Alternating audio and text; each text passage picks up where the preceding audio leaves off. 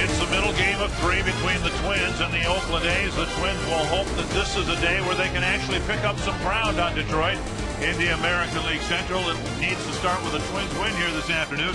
Bert Blyleven and Dick Bramer with you this afternoon from the Dome. Stop me if you've heard this before. The Twins need to win a ball game. In fact, they need to win again tomorrow, and in the final 2 games of this series, they're going to hand the ball to 2 young pitchers who have a total of 7 starts between them.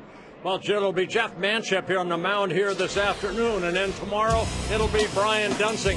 Duensing doing a very good job as a starter, 2-0 as a starter, and Jeff Manship making just his 3rd Major League start here this afternoon, and of course his first against the Oakland A's. Now he's coming off a start. The Twins are 2-0 in his 2 Major League starts, but too many pitches, 104 pitches in 4 1/3 innings for Manship. Like Roy Smalley talked about in the pregame, he needs to throw that curveball. Have confidence in a curveball, get ahead in the count with a fastball, get him out with a curveball. Twins trying to stay in the race and win the race with some young pitchers. The A's have had a pitching staff filled with young pitchers all year long. Well, 102nd time this season, the A's are starting a rookie to start a ball game. It'll be Brett Anderson on your left right there, just 21 years old. He's probably the best of all the starters. Now, Andrew Bailey, he's a closer. He's done a great job for them. And then we'll see Gonzalez tomorrow, another rookie. This A ball club, they are very, very young.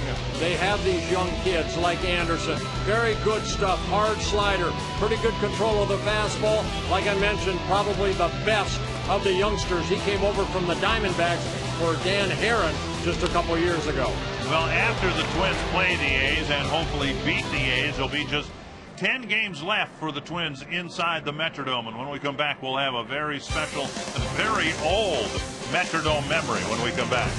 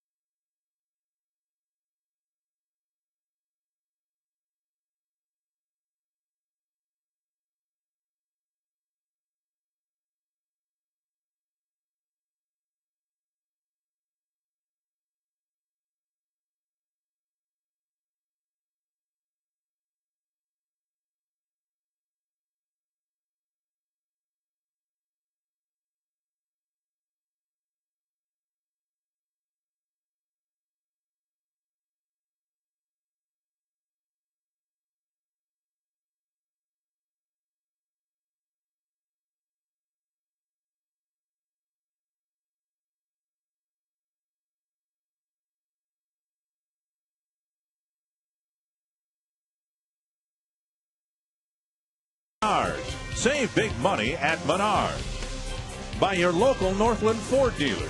Visit your local Northland Ford dealer or visit northlandford.com and drive one.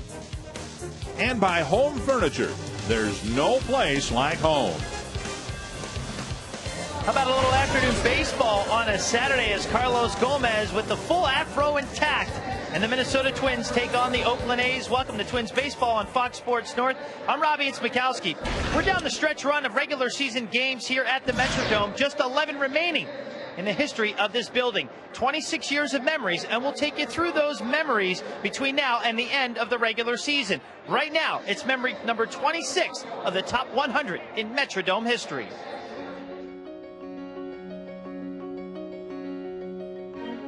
On April 3rd, 1982, the Twins moved indoors, opening the Metrodome with an exhibition game against the Philadelphia Phillies. We can see the arena all clean and the seats sparkling and the fake grass glistening down there.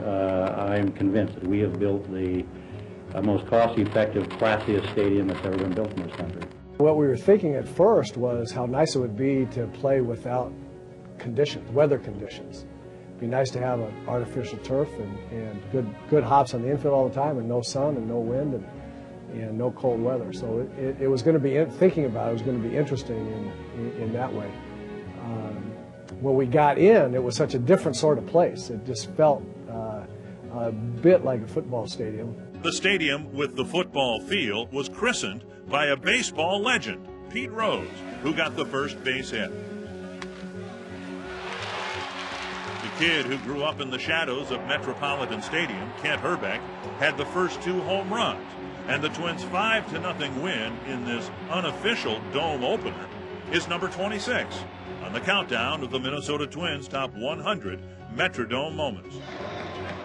The Minnesota Twins today trying to make a few more memories here at the Metrodome as Jeff Manship looks to pick up his first win as a Major League Baseball pitcher. First pitch coming up next.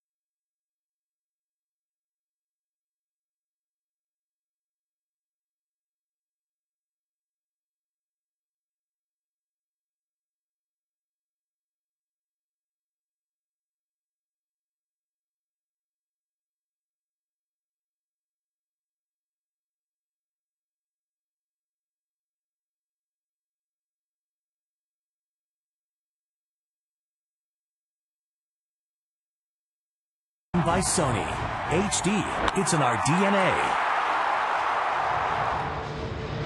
At the Dome, where time is running out for the Twins. The Tigers have lost 4 straight games, and again, the Twins last night had an opportunity to trim the Detroit lead, but failed to do so. Well, it looks like nobody wants to win a division. Tigers still 10 games over 500. Twins wanting to get to 500 again.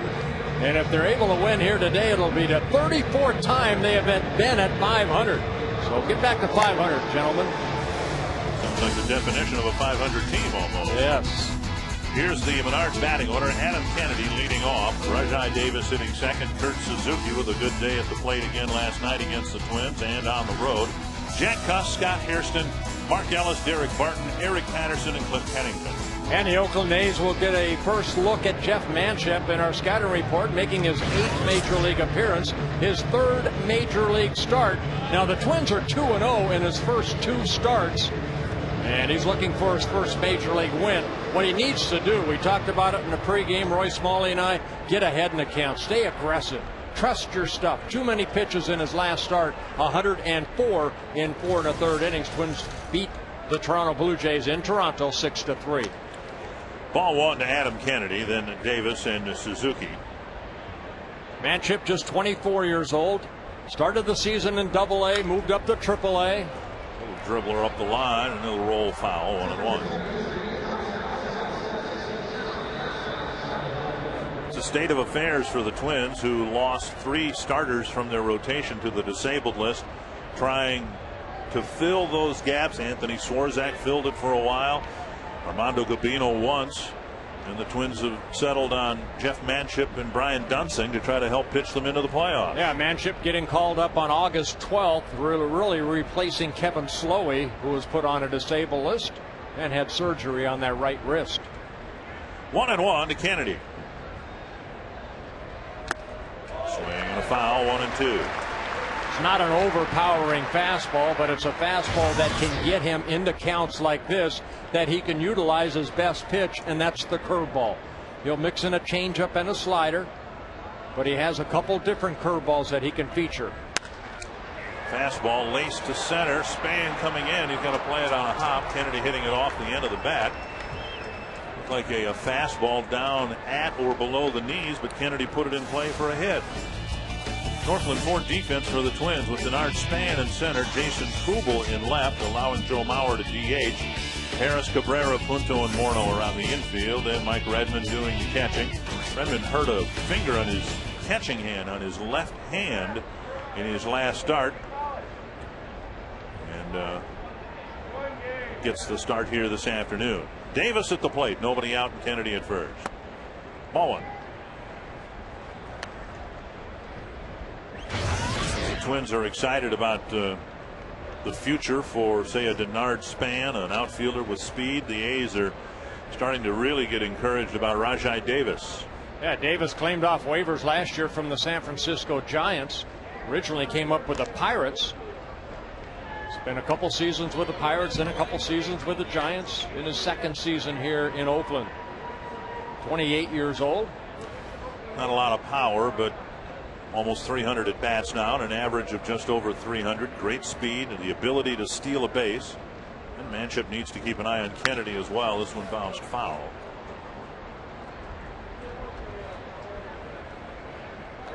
Nice play, Ryan. He's 1 for 1. And the count is 1-1 from Manship to Davis. Twins have said in the last couple of games afterwards that they had a tough time with Brett Cecil in Toronto. Hadn't seen him before. Had a tough time in last night's game because they hadn't seen the pitcher before. Well, that should work both ways. The A's haven't seen Jeff Manship before, so you'd like to think the Twins would have the advantage. Well, Dick, I've always said that, if you can hit your spots and you're making your first Major League start against a ball club, you hit your spots, you get your breaking ball over, you definitely have the advantage. Especially the first 2 times around if you can pitch them a little bit differently. Now, not a bad pitch to Kennedy off that base hit. His ball was down in the strike zone. Kennedy hit it right off the end of the bat. Now let's see if Manship can maybe get another ground ball here and at least get 1 out. Davis very quick out of that batter's box. That got him in the hand. Fastball sailing up and in, and Davis will take first base. And the A's will have runners at first and second with nobody out. Oh, that fastball ran in on Davis.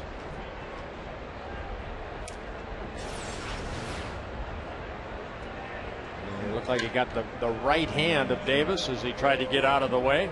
So Manship hitting his first batter at the Major League level.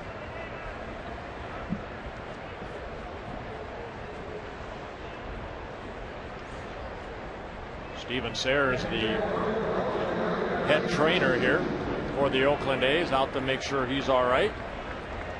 Well, here's Kurt Suzuki. Twins gave up a couple of 3-run home runs in the game last night, and Manship facing the most veteran, or one of the most veteran Oakland hitters, and Kurt Suzuki. Ellis a veteran, Kennedy a veteran, but he comes up in a dangerous spot here as the team's leader in runs batted in. And Manship hits the inside corner.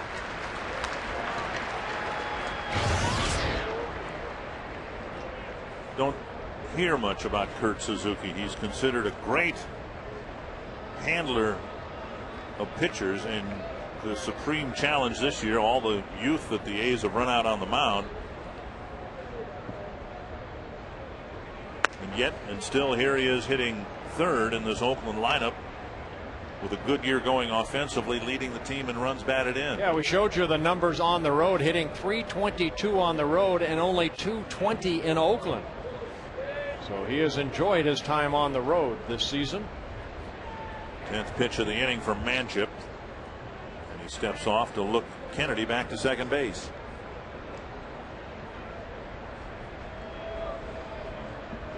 Kennedy with 18 steals, Davis with 35. That'll be Nick Punto, the second baseman, trying to keep Kennedy close to second. Little fly short left into no man's land, and Cabrera with a great catch. And now they've got a double play with Kennedy almost to home plate. So Cabrera comes up with a huge play that looked like a base hit from the moment it left home plate, and the veteran shortstop turns it into a double play. Well, with Nick Punto covering the bag, that allows Cabrera to stay back, and Cabrera needed every inch right here. He got a great jump on this ball off the end of the bat. Look at Cabrera right here. Kennedy reading it off from second base that this ball's going to drop, but instead you see Cabrera doubling up Kennedy right there, and Davis had gone almost all the way to second base. He too thought maybe that ball was going to drop in, but he scoots back to first. So a big double play right there, and a great play by Cabrera. There's Jack Cust with a runner at first and 2 out. And the A's have been timing Manship from the stretch position throughout this inning. Davis, one of the best base stealers in the league, 35 steals in 44 tries. We'll see if he takes off here in the first inning. 1-0 to Cust.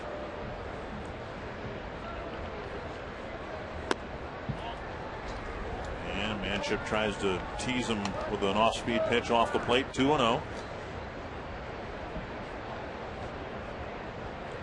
Pretty good utility player in his day, Mike Gallego, with the in the glory years of the Oakland A's, managed by Tony La Russa.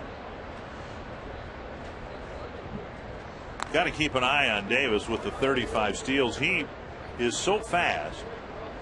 He stole third base earlier this year on Jeff Mathis's throw back to the mound from behind home plate. Mathis just kind of lobbed it to the mound, and Davis went from second to third. There's a strike on the inside corner. Now we saw Cust, a good fastball hitter, in his first at bat against Nick Blackburn, hit that home run. Manship started him off with a couple slow pitches and then went with a fastball inside.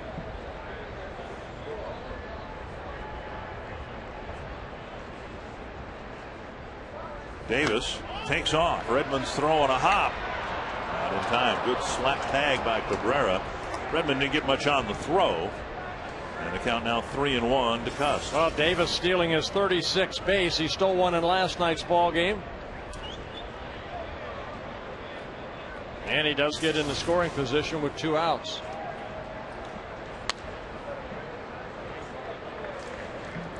Cust will hit a lot of home runs, strike out a lot, and walk a lot. So he's familiar with these deep counts. A 3-1 count here. Manship with first base open needs to be careful with Hairston on deck. And Cust pulls a foul. 3-2. Mentioned last night, Cust in all likelihood will lead the league in strikeouts. He has 157 on the year. Carlos Pena is leading the league with 163, but Pena's season, of course, is done. This is a good spot right here where you want to throw that curveball. That's his best pitch. You do have first base open, but you want to send a message to that Oakland A dugout that you will throw something other than a fastball on a 3-2 pitch. And as a breaking ball, and cuts a strikeout. A single, a hit batter, no damage done on the top of the first.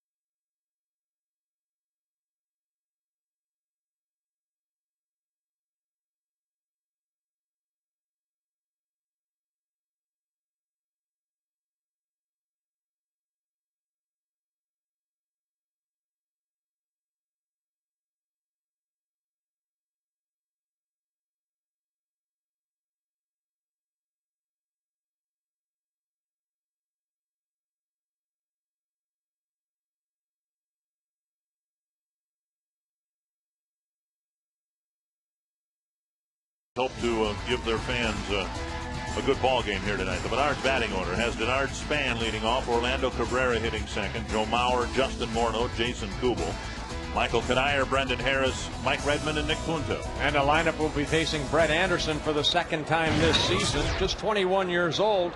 Anderson making his 27th start. He lost to the Twins in June, and Scott Baker 10-5. That was when the Twins had that 10-0 lead going in the 9th inning. Anderson worked 5 2/3 innings, pitched 5 very good innings, and then the Twins kind of opened up the game by scoring 4 runs in the 6th inning. Justin Morneau hit a home run off of him, and Anderson is leading the American League in strikeouts as a rookie. As far as rookie pitchers, 125 strikeouts in 151 2/3 innings. 2-1. Anderson, like Mortensen last night, working quickly. Span up the middle and gets a base hit. Started the game with a home run last night. He'll take a turn at first and hold up there. Span continues to not only do well, but do well against left-handed pitching. Northland Ford defense for the A's. Veteran Scott Hairston in left field, Davis in center, Patterson moving over to right. He was in left last night. Kennedy, Pennington, Ellison, Barton around the infield, and Suzuki doing the catching once again. Here's Orlando Cabrera.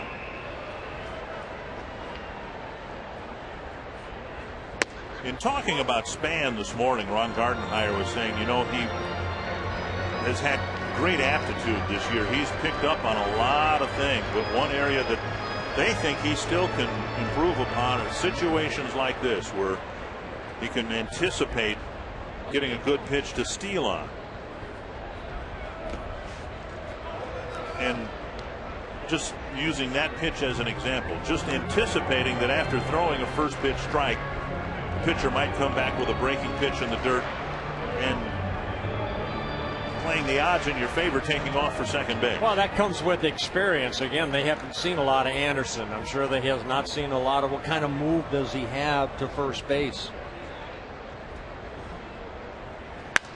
And Cabrera shoots it foul over the Oakland bullpen. And on that pitch right there, Span kind of froze because of Anderson. You know, as a left-hander, of course, harder to steal against. Jerry White right there helping him read the signs from third base coach Scotty Alger.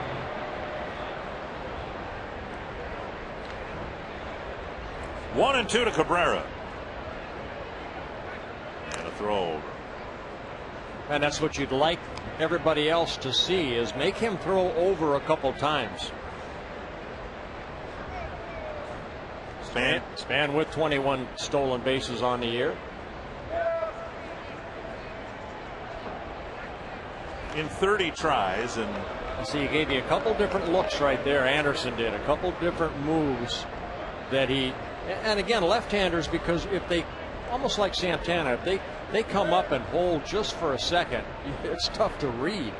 Tough to get a good read and go. And Cabrera fouls it off a leg. I mentioned again, Anderson just 21 years old, only in his third pro season. Originally signed by the Arizona Diamondbacks out of Stillwater High School in Oklahoma, where his dad, his father Frank, is the head coach, the baseball coach at Oklahoma State University. A couple of college pitchers, Jeff Manship out of Notre Dame. And Anderson, his father at least, linked to the college program there. Yep. 1-2 to Cabrera. And another bouncer foul. Well, the Twins got the first run of the game last night, and then the rest of the night they pretty much like to forget. The last time that Anderson pitched against the Twins, Cabrera was his shortstop. And now Cabrera facing Anderson for the first time. Cabrera coming over on July 31st to the Twins. Got him on a breaking pitch in the dirt. Cabrera strikes out for the first out of the inning. And that's a strikeout pitch right here. Anderson has a very good, tight breaking ball. And I was talking to Ray Fosse. He said of the 125 strikeouts, probably 90 have been to right-handed hitters right there with that great breaking ball. See, since they moved from Kansas City, and they've had some great pitchers there. See the A's going with a youth movement big time this year. Here's Mauer at the plate. He takes a strike at the knee. Yeah, back in 1983, that was kind of post Billy Martin era, because Billy was a manager for them in the 80, 81, 82. And then, you know, he kind of burned out a lot of guys in Oakland. So in 83, they started bringing up some young kids, and that's why they had to pitch so many innings. Trying to think who some of those guys might have been. Chris Conneroli, some, I forget which group, like Steve McCaddy, whether he was in that 83 group. I think, yeah, Caddy was also part of Billy Martin, with Norris and Matt Keogh and Rick Langford. Yep.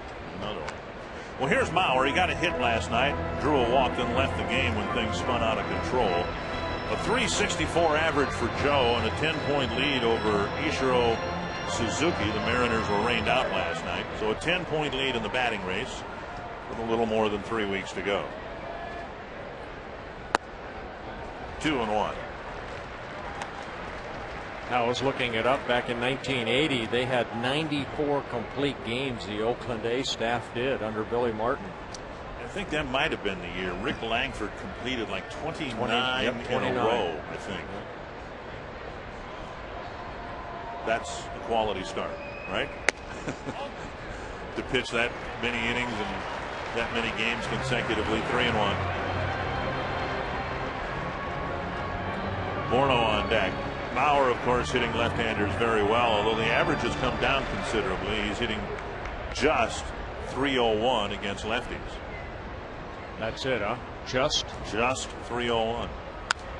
And now it's 3-2.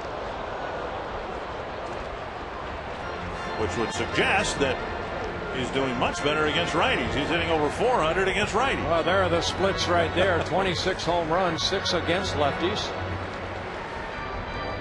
Mauer looking for his first September home run. His last home run coming on August 31st here against the Chicago White Sox. Span goes and Mauer chops it over the mound. Span is out. And it's a double play. They did that last night early in the ball game by sending the runner, in essence, hitting right into a double play, and the Twins are done in the first.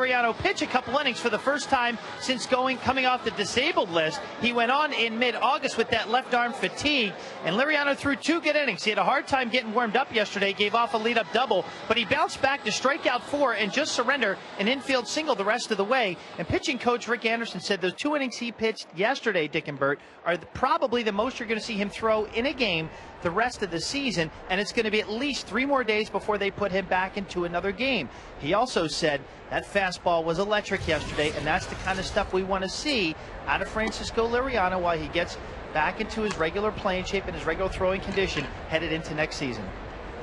Yeah, thank you very much, Robbie. Not only the fastball, he had a very good changeup. That slider was sharp. 4 strikeouts in the 2 innings he worked. 1-1 to Hairston. Manship found himself in some early trouble in the first inning, but got a little pop-up double play. The Twins shortstop Cabrera made a fine play. Hairston new to the A's. He came over from the San Diego Padres in early July. He's had a little bit of a leg issue. He also had some base running gaffes in the recent game between the A's and the White Sox. A pretty good baseball family, that Hairston family. Brother Jerry played at the major league level, as his dad did. 2-2 to Sam Hairston's grandson. And a nephew of Johnny Hairston.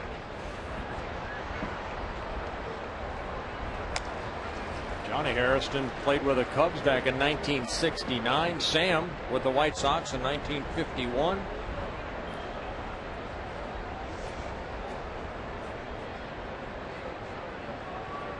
Jerry Hairston with the White Sox and the Pirates is his dad. Bounced to third, long run by Harris, no problem for him. He's got a great arm, 1 away. What you see out of Liriano last night was that good fastball. Then he struck out a guy on a changeup. There's that hard slider right there. Very aggressive, and this might be the role for Liriano. You never know. You know, that arm fatigue tells you one thing, that surgery that he had back in 2006 just isn't right yet. And I'm sure that pitching coach Rick Anderson, like you said, he's going to give him some time off, get him back out on the mound again, build up that confidence going into the winter, and then they'll decide in spring training of next year what his role is going to be. But definitely he's going to be a big part of the pitching staff next year. Manship right on the outside corner. Great pitch for a called strike, 1-1. Mark Ellis hit a 3-run home run against the Twins last night and helped open up the gap for the A's. It was his 76th home run as a second baseman for Oakland, and that tied him with Dick Green, who coincidentally is also from South Dakota. So Green and Ellis, who actually has 78 career home runs, 76 as a second baseman, topped the list for home runs by South Dakotans. Rapid City, South Dakota, he was born in, played his college ball out of the University of Florida, originally signed by the Royals in his 8th season with the A's. Deep to the right field corner, and a long run for Kadire. It's a foul ball. You know, when you think about it, there's pretty heavy upper Midwest presence on this Oakland roster. You've got Ellis from South Dakota. You got Michael Wirtz from Austin, Minnesota. Ryan Sweeney from Cedar Rapids, Iowa. So as the A's have kind of retooled here with a mixture of players they've drafted, acquired from other teams, and mix in a veteran like Ellis, a lot of guys kind of coming here and making it a bit of a homecoming. 3-2 from Manship to Ellis. Another one hit foul down along the right field line. He's always been a very steady player. It's just he's had a lot of injuries throughout his career. Last year had right shoulder surgery. Back in 2004 he missed the whole season when he collided with shortstop Bobby Crosby in spring training. And he draws a 1-out walk here in the second. You can catch all your Viking action Sundays on Fox Sports North at 10. Get to know your favorite Vikings players. Ann Carroll on Vikings Weekly. Then at 10:30, Paul Allen breaks down the upcoming matchup on Vikings Game Plan. Vikings Weekly at 10, followed by Vikings Game Plan at 10:30 Sunday morning on Fox Sports North.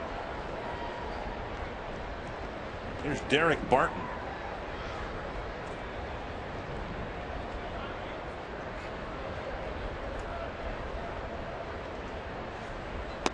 And a fastball sailing outside. 30 pitches so far for the matchup, just 4 outs recorded. 2 outs on 1 pitch in the first inning.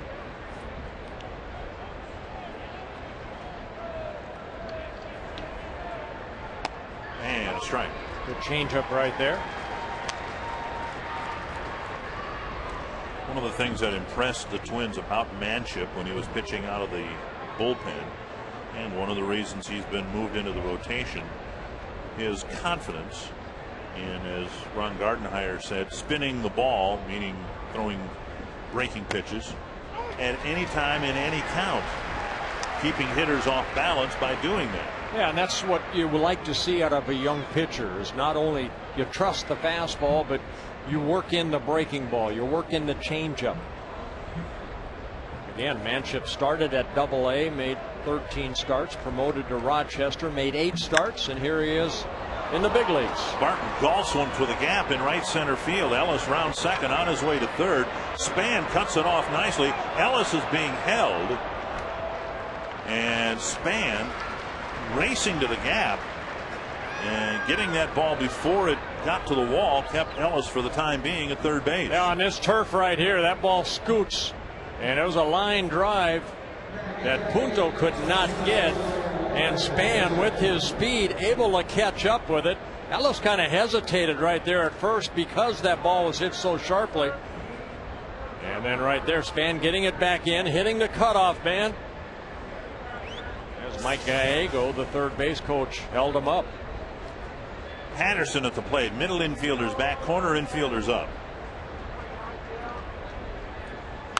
Fouled away. You know, we talk about Span and his speed, but maybe as much as anything else on that play, the angle that he took, keeping in mind that most of his time has been in left field and he's moved around so much. That's to take the right angle on a ball like that when you're not used to the ball coming off the bat to center field has got to be tough. Yeah, he's been so valuable to the Twins because he can play all 3 outfield positions.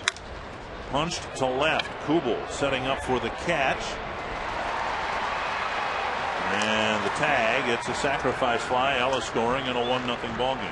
Well, Patterson in his 3rd stint with the Oakland A's this year hit it deep enough to pick up his 5th RBI of the year. As Ellis scores the first run for the A's. And now Cliff Pennington will hit with a runner at second. So that walk right there of Ellis kind of set the stage for the A's to score a run.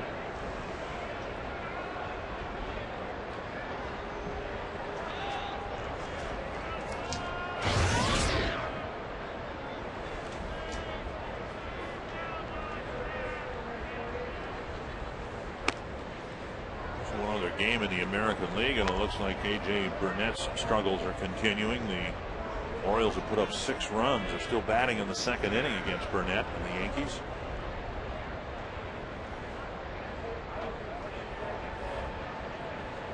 Fouled to the backstop, 1-1. Well, Manship looking for his first win. If he accomplishes that, that would make it a good day. If he can pitch deep into the ball game, that would make it a good day. If he could establish a pace that would get the Twins in the win column by 2:30 this afternoon, so he could watch the Fighting Irish play the Michigan Wolverines in football, that would be an even better day. Notre Dame grad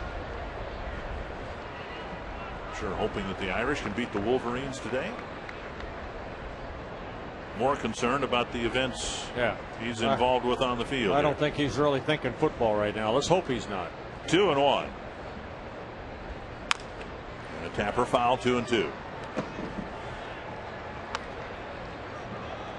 Pennington, 24 years old, Oakland's #1 pick back in 2005 out of Texas A&M, called up when they traded Orlando Cabrera to the Twins, getting an opportunity to play every day at short. Pennington, a switch hitter, hitting .312 as a left-handed hitter, just .162 as a right-handed hitter. 40th pitch of the ball game, and a liner fair right on the line, and it'll score another run. Pennington will hold up at second with a big 2-out double. Morneau diving for the ball, and both he and Jeff Nelson apparently saw it land right on the line. Well, Jeff Nelson right there, landed right in front of Jeff Nelson. A breaking ball that Pennington goes down to get. And right there, Nelson saying it's a fair ball. So Pennington picks up RBI number 13 on the year on his 7th double. And 2 more extra base hits for the A's here. This is not a team known for its offense or its slugging percentage, but you'd be hard pressed to tell that based on what we've seen here in this series. Here's Kennedy. 10 extra base hits in last night's game, a season high for the A's. Kennedy pounds it foul.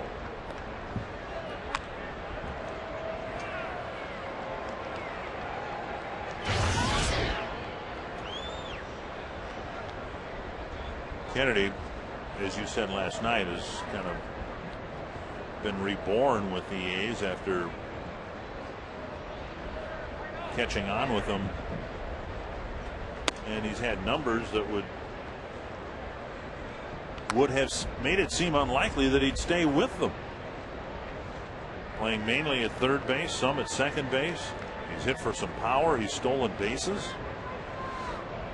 As I mentioned last night, he was released by the Cardinals in February, signed by the A's, or excuse me, Tampa Bay, and then traded over in early May to the Oakland A's.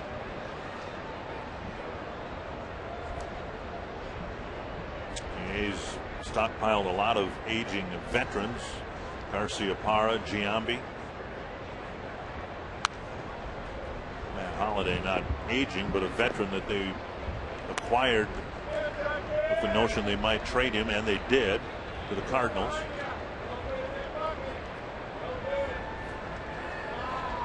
Two and two to Kennedy, and the pitch count continues to climb for Manchin.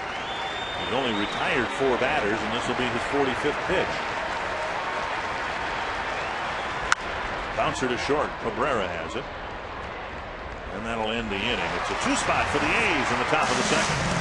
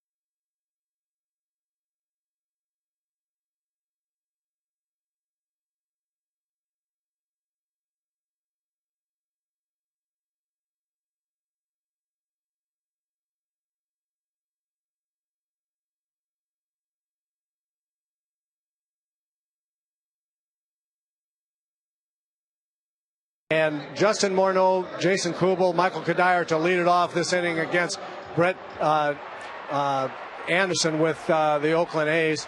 Heart of the Twins lineup, left-handers, started with Joe Mauer and Justin Morneau, Jason Kubel. Michael Cuddyer hitting behind those guys. Going to be very, very important for Cuddyer to protect these left-hand hitters, especially today. The young Anderson's got a pretty good arm and looks like he's in good shape today. Morneau with a chopper to second. He's gone quickly here to start the second inning, 1 away. Yeah, Anderson, actually left-handers coming into this ball game have hit him better than right-handers. Left-handers hitting 310, right-handers hitting 251. He has given up 19 home runs, 13 to right-handed hitters, only 6 to lefties. Overall, opponents hitting 267. Here's Jason Kubel. Kubel with 81 runs batted in. He's only 1 behind Joe Mauer now on the team list, but 19 behind Justin Morneau. 1-0. And now a strike. Well, one thing Oakland is doing, they are protecting these young arms too. Anderson, this is a week between starts for Anderson.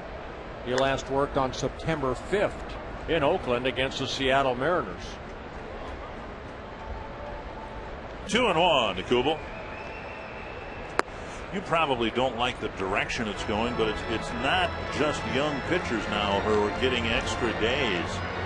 Zach Greinke pushed back by the Royals. Of course, they're out of contention, and so too are the Blue Jays, but they've given Roy Halladay an extra day. It just seems like teams are in September with nothing on the line even more cautious than they would be otherwise. Yeah, I mean, I can see that in September, giving some of your main starters like Greinke and Halladay, but and then again, I'm not a firm believer of you have to protect these guys because of innings pitched. I think I'm still the old school. I'm sorry. The more you throw, the better off you are. Anderson's going to learn so much from going out and just being aggressive. And right now, he had 151 innings coming into this outing in 26 starts. To me, one of the fascinating case studies with that and how teams are protecting young pitchers. Here's 3-2 to Kubel. Checked his swing. Is in Detroit. Rick Porcello, just 20 years old, and the Tigers have said all along they want to be very careful with him. He's got electric stuff. He's going to be, they hope, a fixture in the rotation for a long time. But lo and behold, they're in the middle of a pennant race, and he right now, I guess, would be their number 3 starter. Well, it's like in New York, the Java rule that's going on there. Right. They watch the pitch count, watch the pitch count. But I mean, if you were to take the Tigers and you rank their starters, you'd probably go Verlander, Edwin Jackson, Porcello ahead of Jared Washburn, and the Tigers, like the Twins, trying to patch up the back end of the rotation a little bit these days. There's a called third strike. Second strikeout for Anderson, 2 away in the second. I shaved the outer half of the plate. Ended up striking out Cabrera on that slider down and in, and then paints the corner. Down and away. Hardest pitch in baseball to hit. And he hits it with that pitch in a bottle right there. So 2 down. The Twins have Span's leadoff hit, and that's been it. Anderson's gotten 5 outs from the next 4 batters. Here's Cuddyer. And he hits that spot on the other side of the plate to Cuddyer.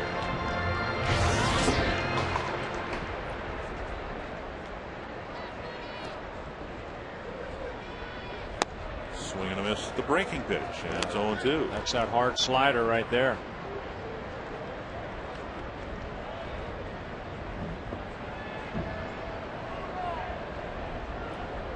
Two strikes to Cuddyer.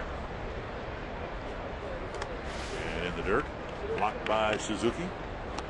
Well, Anderson, a big kid, 6'4", about 215. Very solid delivery, and that's another thing you want to look at is when you're protecting arms. Working off that third base side of the pitching rubber. A lot like Liriano. But does a good job of getting to the balance point right there, and then using that pitching rubber to explode toward home. Roy Smalley, your thoughts about organizations trying to protect young arms like Anderson's?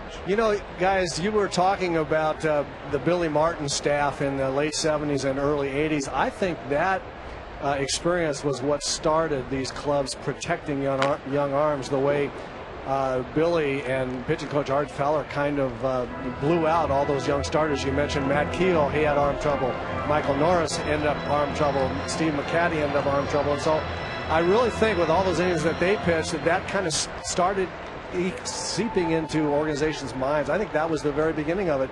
But I got to tell you, Art Feller had them all throwing spitters, and I think that's what ruined their arms more than anything else.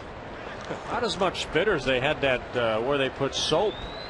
They put soap down their pants, right, and that would they would get that little extra moisture. Right. It wasn't literally a spitter, but it was a doctored baseball, and he taught it to all of them. They'd all throw it as a strikeout pitch. It was nasty, but it is hard on arms, and I think that's what blew those guys out. Bert, I agree with you. I think that these young guys are strong enough to pitch well over the 200, 250 innings that even the highest guys are going now, and I think that's a little bit overdone. And another foul by Cuddyer, still 2-2. Especially with five-man rotations like they have today. Yeah, Oakland right now they're working on a 6-man rotation as they kind of wind down the season.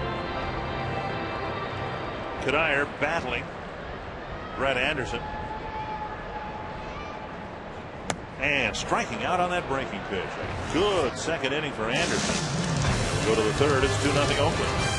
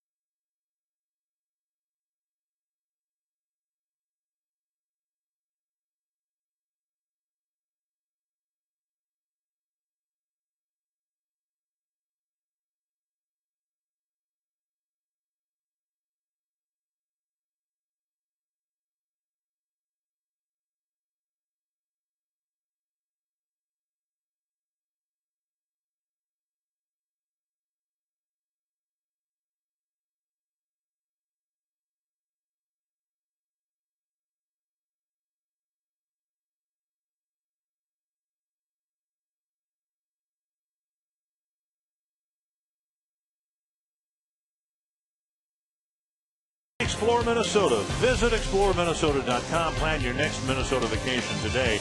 You're viewing the wilderness at Fortune Bay on Lake Vermilion in northeastern Minnesota. Lake Vermilion, one of the region's largest and most beautiful bodies of water. 365 islands and 1,200 miles of shoreline. 40,000 acres of water up in the Minnesota Arrowhead region, up by Tower and Sudan, and we're way over. There's a fly ball right center field, and Span galloping after it makes the catch. Way over on the western edge of Lake Vermilion, there's a town I'd never heard of called Wakemup. Wakemup, Minnesota. Well, that's exactly what Manship needs right there, is a 1-pitch, 1-out. Aggressive in the strike zone. I mentioned that in the scouting report.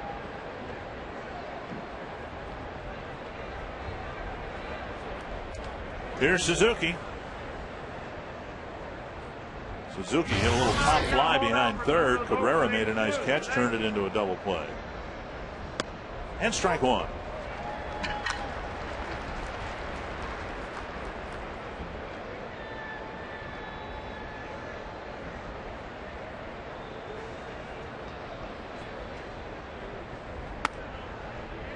One and one. 9 pitches used by Manship in the first inning. Excuse me, 16 in the first inning.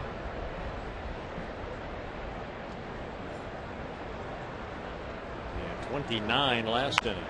Didn't mean to, and a little dribbler to second. Suzuki is retired, out number 2. You can make your way to tomorrow afternoon's contest against the A's and get a free gift for your pet, but don't bring your pet. The first 10,000 fans tomorrow will get a Twins dog leash, courtesy of Chuck and Don's Pet Food Outlet. Fans are also encouraged to bring pet food that Minnesota Partnerships for Animal Welfare will donate for pets in need. Get tickets for tomorrow's game by visiting twinsbaseball.com or call 800-33-TWINS. Again, you get a leash for your dog. Just don't bring your dog. 1 strike to Cust. 2 strikes. Good curveball to get strike 1, then the changeup away. Manship with 1 strikeout, that being Cust to end the first inning.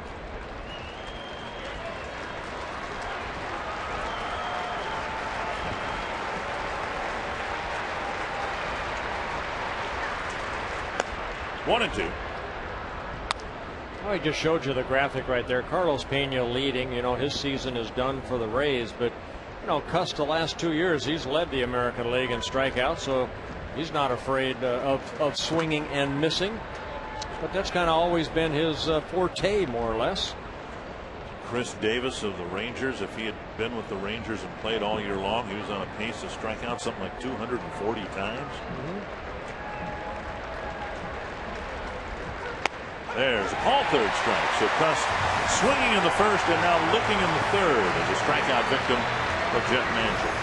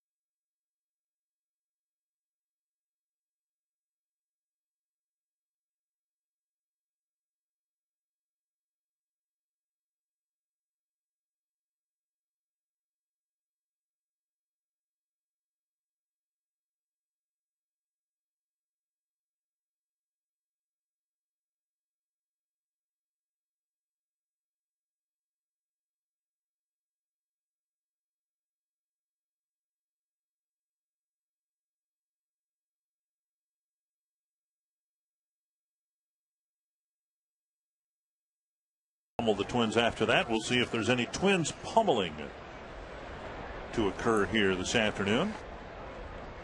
2-0 Oakland, and Brendan Harris will lead off the 3rd against Brett Anderson. Beautiful baby right there. Redmond and Puto to follow. To the gap in left center. Good start to the 3rd inning. Harris should have an extra base hit. Teed off on the first pitch from Anderson and drilled it to left center. Well, Anderson, the type of kid you want to look fastball right off the get-go, because we've seen the nasty slider already create some strikeouts. Harris jumping on the fastball and lining it in left center, his 19th double of the year. Well, good start to the bottom of the 3rd inning for the Twins. And now Redmond.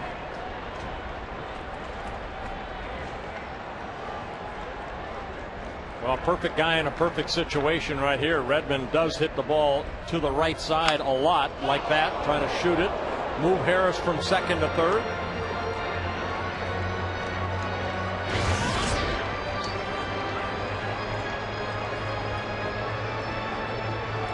See the defense shading Redmond the other way.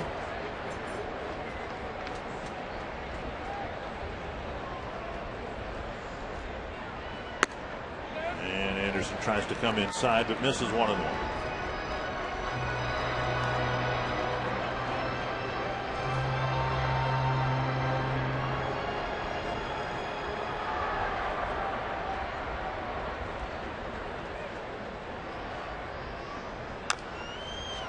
That's chopped back to the mound, and Harris can't advance.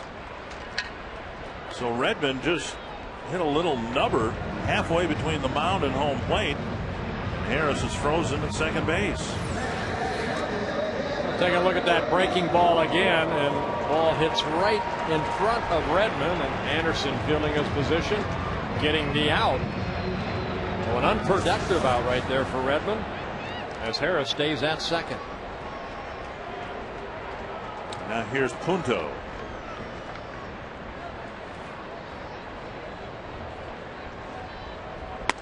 Up and in, ball one. Twins, who had beaten Roy Halladay in Game 3 in Toronto and then were stymied by Brett Cecil, a lefty, now will face, counting Anderson, 4 left-handed starters in the next 5 games. Get another lefty tomorrow, and Gio Gonzalez. And then the Indians come to town. And Jeremy Sowers and Aaron Laffey will pitch against them. So 4 lefties in 5 games, and there's not a Sabathia or Burley in the bunch, and you'd like to think the Twins could do well against the young lefties, but that remains to be seen. 2-1.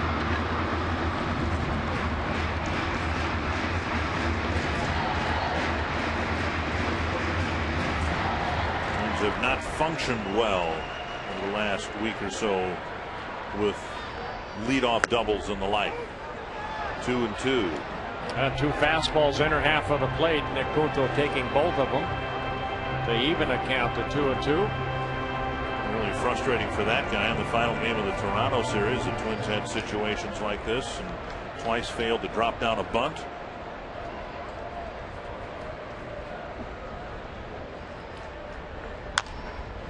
Dribbled to the right side, and that's going to be a hit. First and third, with Anderson maybe catching his cleats a little bit on the mound. It's an infield hit for Punto. Yeah, and the first pitch to Nick Punto, he kind of slipped on the mound, and right there on that 5th pitch also had a little trouble. He says he's okay, but watch Anderson right here, kind of slips right there, and Martin getting this ball, and no chance right there. You can kind of see him right there, just almost twisted that ankle. Well, Punto gets an infield base hit. Runners at first and third. And now Span, who started the game with a sharp single to center in the first inning. That's Ron Gardenhire this morning. What makes Span such a good hitter against left-handers? And he says he's so quick inside, and he starts his swing so late.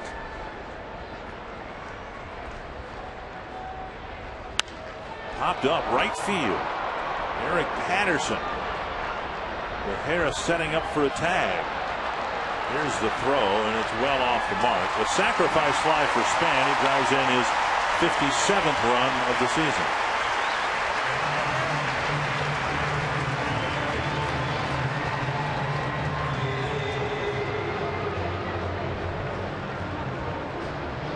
Of the left-handed batters the Twins have, the regular players, Mauer, Morneau, Kubel, and Span. Span has done the best against lefties by far, and he gets a sacrifice fly here to get the Twins on the board.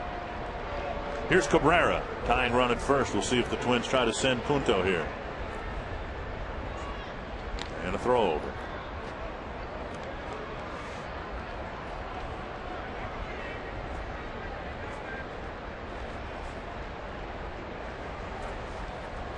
Punto with 10 stolen bases in 12 attempts. 1-0.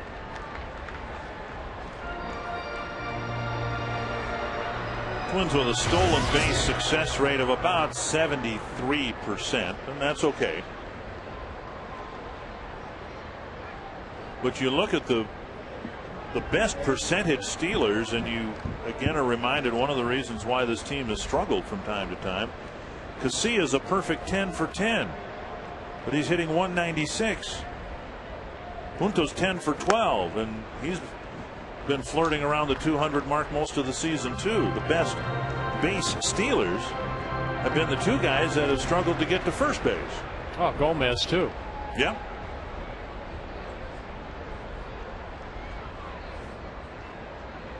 Cabrera wraps it to the glove of Kennedy, who comes up with a nice play to get the force at second.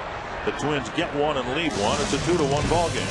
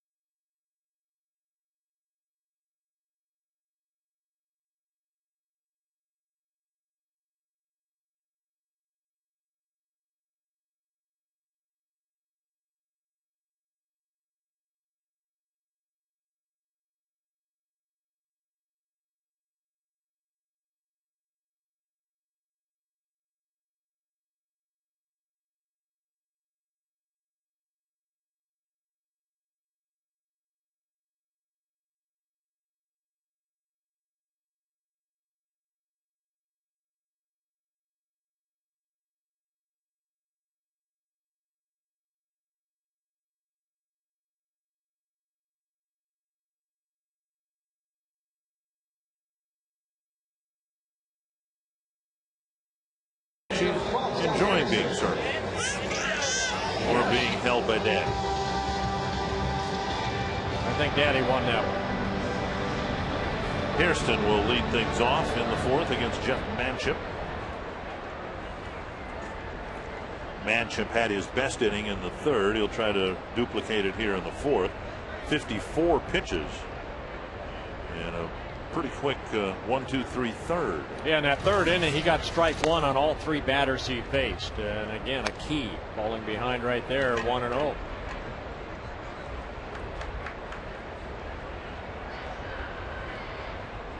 Hairston, Ellis, and Barton here in the Oakland fourth. Second pitch, Chap to short. Cabrera flips to first. One down, and Roy Smalley. I think Twins fans would have to be encouraged. Manship didn't throw nearly as many pitches in the third as he did in the first two innings. Yeah, good trend, Dick. And Bert, you've been talking about how important it is to have good command of the fastball, throw a lot of strikes for Jeff Manship. He's not been really great at that. And from a hitter's standpoint, the more pitches you see from a guy, the more comfortable you get. And when you're seeing a lot of pitches that are then balls, then you get more comfortable. And you also get into hitters counts on top of that. So it really is important when you talk about, it all starts with a fastball and commanding the fastball. We know he's got a great curveball, but as we see right here against Mark Ellis, if you can't throw the fastball over and get strike one, hitters start getting real comfortable and get into 2-0 counts a lot. And that's when you can't throw your curveball as much and you start getting hurt. Well, that's a good point, and that's where that fastball right there, even though he missed right there, that's a good fastball, outer half of the plate. Manship with one walk in a ball game, and that was Ellis in the second inning. There's a strike. And that walk opened the door for the A's. They backed it up with a pair of doubles and got a couple of runs. 3-1.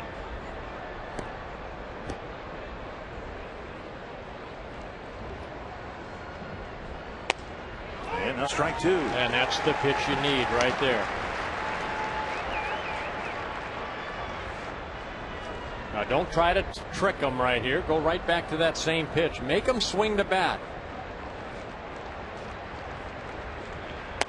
Got him. 3 fastballs for strikes, and the third was right at the knees on the outside corner. Well, when you're around the plate, that umpire sometimes will open it up, and this ball kind of almost a two-seamer came back and clipped the corner. So a pitcher's pitch right there. We saw Anderson do it when he struck out Kubel on that good fastball down and away, and right there Manship picking up his 3rd strikeout on a good location of a fastball. And now one drifts wide, ball 1. Sometimes pitchers, and I see it night after night, day after day, they give hitters way too much credit. They fall behind. Just throw that pitch right there. Just keep throwing that pitch until they prove to you they can hit it. As long as you make good location of that fastball, just like that. 1-1. An off-speed pitch, and Bartman swings through it. 1-2. Might have been a straight change. Now drop the curveball on him if you're going to throw it right on the other side of home plate. With a fastball. That was one of the things Nick Blackburn said last night, though. Even in the bullpen, he didn't have a good feel for his breaking pitch, which is one of the reasons why he didn't throw it, and it just kind of, fell out of the game spot of control. I disagree with that, because it doesn't matter what you have in a bullpen. It's what you have out here. You find it. You're at the major league level. You better find it. You just don't can a pitch because you don't have it in the bullpen. You find it out here, and there's ways to find it out between the lines. But you read the same quote I did, right? I mean, that's what he said after the game. Fouled away. That's just an excuse.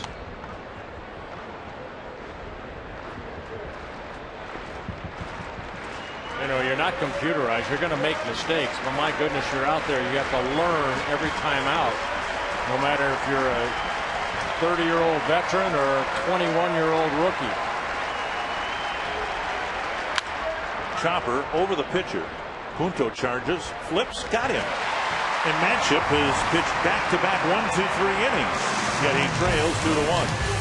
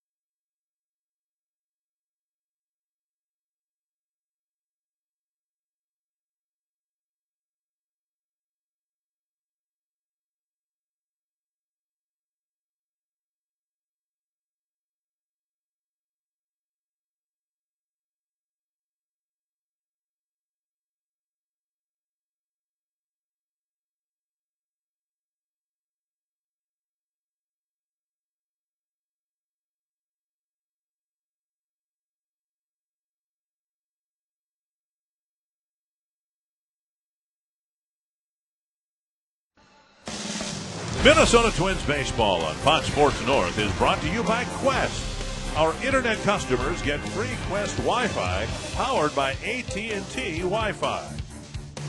And by Grand Casino Mille Lacs and Grand Casino Hinckley. Expect grand. A 2-1 Oakland lead, bottom of the 4th, and we'll see how Mauer, Morneau, and Kubel handle Anderson the second time around this afternoon. Down and away, ball 1. Mauer hit into a double play. Morneau grounded out, and Kubel struck out the first time. Larry Rinker of Stillwater offering up our carsoup.com/baseball question today. has a catcher ever won more than 2 batting titles in Major League history? The simple answer is no. Only one guy has ever won catchers, won 2, though that was in the National League. Ernie Lombardi to the left field corner, and fair. And Mauer will start the 4th inning with an extra base hit. It seems like he's had so many of those just be foul over the last couple of weeks. It's refreshing to see one land inside the line. Well, Brendan Harris started last inning with a double, and he scored the first run for the Twins. Here, Joe Mauer, that inside-out swing, and that ball right on the line. Look at that right there. A double for Joe, his 25th double of the year. So the tying run at second, nobody out, and here's Morneau with a chopper to second base, his first time up.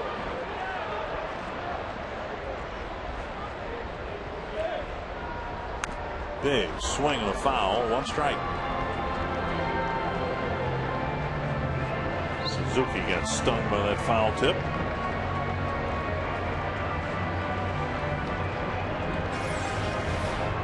Right off the end of the bat, that breaking ball got a piece of Suzuki. Watch how quick he jumps up right here. Okay. Ouch. That hurt.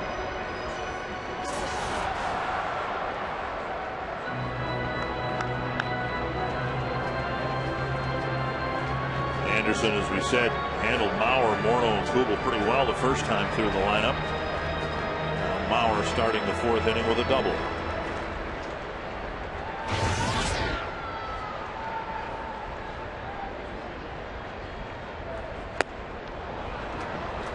It's 0-2.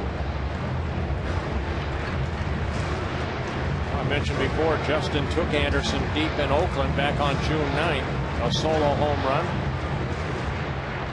That in the 6th inning. That was Anderson's last inning. Gave up 4 runs to the Twins in the 6th. 1-2.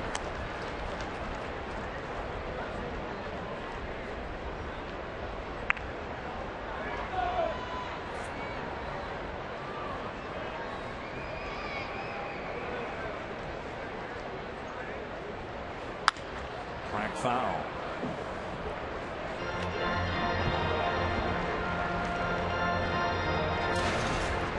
3 straight breaking balls, and he went fastball away, and Justin fouled it off.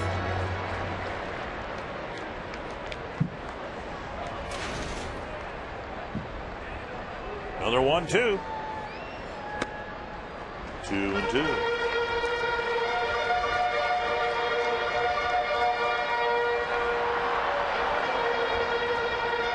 Anderson 57 pitches, 2 strikes for every ball.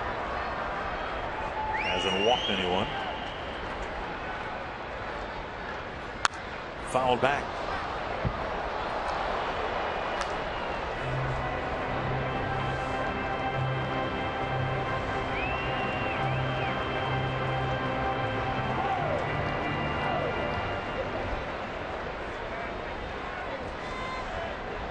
Fans hoping the team can at least tie it up here in the 4th inning. Drilled to center. Davis back for the catch, and Mauer will advance to 3rd. Morneau tattooed it to the deepest part of the park and got Mauer to 3rd base. 1 away. Good at bat, even though he made an out. He was a productive out.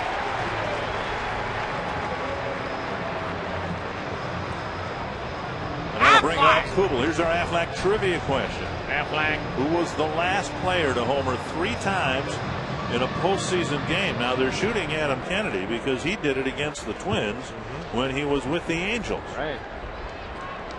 So are they giving us one, or are they trying to mislead us? Kubel takes a strike. Well, knowing the truck, they're going to mislead us. Infield in for the A's with the tying run at 3rd and 1 out. And again, Anderson kind of stumbles off the mound towards the Twins dugout. 1-1. He's kind of kicking at the dirt where that left foot lands. I guess that would be his right foot. That's to center. Davis with the catch. Mauer tagging. He's coming home. And the throw, not in time. Pretty good throw by Davis. Mauer swipes the plate with his hand. And the Twins get the leadoff double and end up tying the game. Well, Justin doing a good job, Morneau, of hitting that ball deep enough to get Joe Mauer from second to third. And that allows Kubel to hit a deep enough fly ball. Davis, very strong throw. Joe Mauer hustling in and sliding and getting his hand on the plate. And he ties the game at 2 apiece. So Kubel driving in his 82nd run of the year on the sacrifice fly. 2 apiece, and here's Cuddyer. And there is strike 1. Cuddyer struck out on a breaking pitch to wrap up the second inning. So a couple of sacrifice flies in each of the last 2 innings, and Cuddyer takes strike 2. Anderson shown a wicked breaking pitch to right-handed batters, and Cuddyer took a couple of fastballs for strikes. And there's the breaking pitch, 1-2.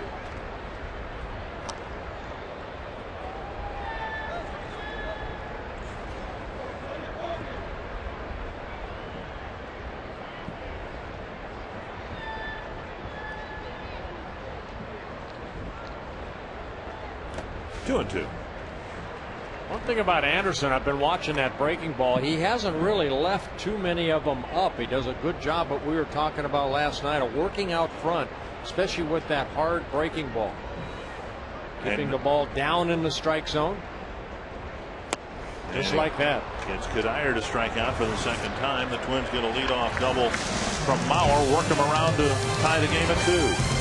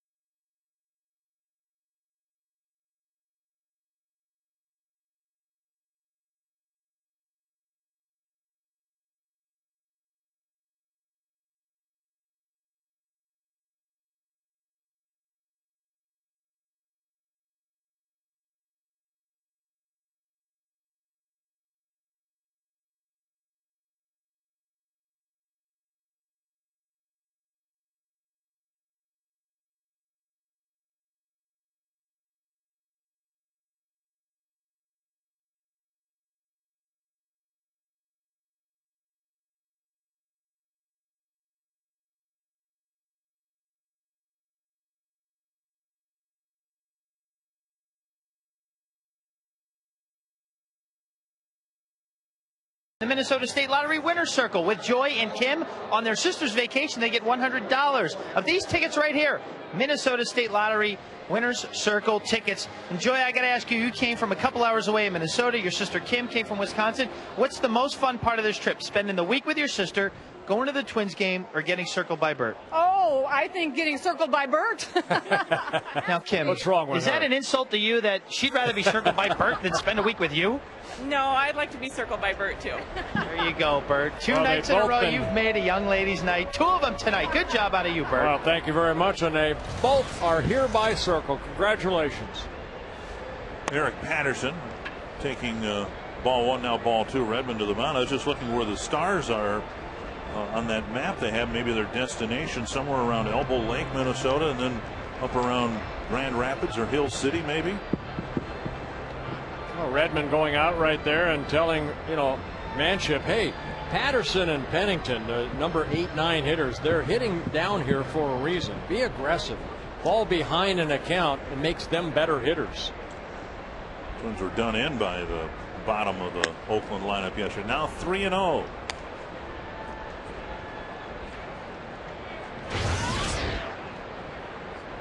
Twins have just tied it up. Manship doesn't want to work himself into a mess here in the 5th. There's a strike. Roy Smalley, did you take exception to the fact that sometimes Bert said pitchers give hitters too much credit? Oh, absolutely not. I am in total agreement with that. When you think about how tough it is to hit in the big leagues, if you're a major league pitcher and you have major league stuff, you've got the advantage. Your hitters are going to fail at best. They're going to fail 7 out of 10 times. So if you make them put the ball in play, there's a whole bunch of odds in your favor. First of all, if you don't walk anybody, you make guys have to string hits together, which the odds say they're not going to do because it's so hard to hit in the big leagues. So don't walk anybody. Then if you give them 2-0 and 3-1 counts to hit, you're just increasing their odds again. If you don't give them those counts, it gets even tougher. So I agree with Bert. Then the third thing, I guess, is you got 7 guys behind that can really pick it out there. These guys, these Twins defensive players are great at defense. So throw the ball in there. If they hit it, they hit it. But for the most part, if you just throw it in there and make them hit with a strike or 2 on them all the time, you're going to win games. Roy, I had the opportunity and the great opportunity of playing for your uncle, Gene Mauch, and that's one thing that, boy, he despised that more than anything, those lead-off walks. Yeah, it really, really hurts. But I think you just have to play the odds. You got if you got big league stuff, the odds are in your favor. If you don't walk anybody, you got more odds in your favor. And if you throw strikes, it makes it even better. So I just can't imagine guys saying, "Oh no, this guy might get a hit off me. I'm going to be too fine and try to throw it on the corner." Throw it, throw it over. You want to keep it down. You'd love to make good pitches on the corners, but down and over the middle is better than 2-0 and 3-1. Well, I always say trust your stuff. You're at the major league level for a reason because you had great minor league success, and that's how you did it in the minor leagues. Patterson goes. Redmond's throw to the bag, but Patterson steals without a tag. Well, see, that's what happens right there. All of a sudden, it's not a walk. Now it's a double. Patterson stealing just his 2nd base of the year, but had a very good jump right there. Redmond has had trouble throwing out runners all season long. And Patterson sliding in feet first. So it's really, I look at it as a pitcher, it's a leadoff double for Patterson, not the walk. 6 of the first 7 pitches from Manship out of the strike zone here in the 5th.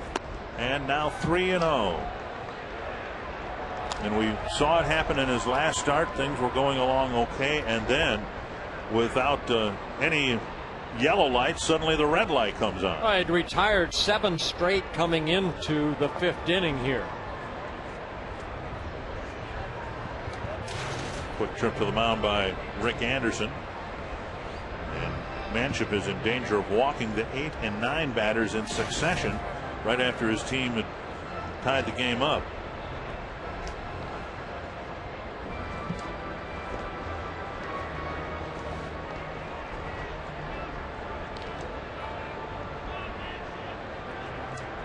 Manship's last outing, he gave up just 1 run through 4 innings, and then in the 5th struck out the first batter, then home run, single, double, and before you knew it, he'd given up a couple of runs. Well, Jose Bautista hit that home run, and then he kind of lost, I think, the concentration right there, and then his afternoon was done.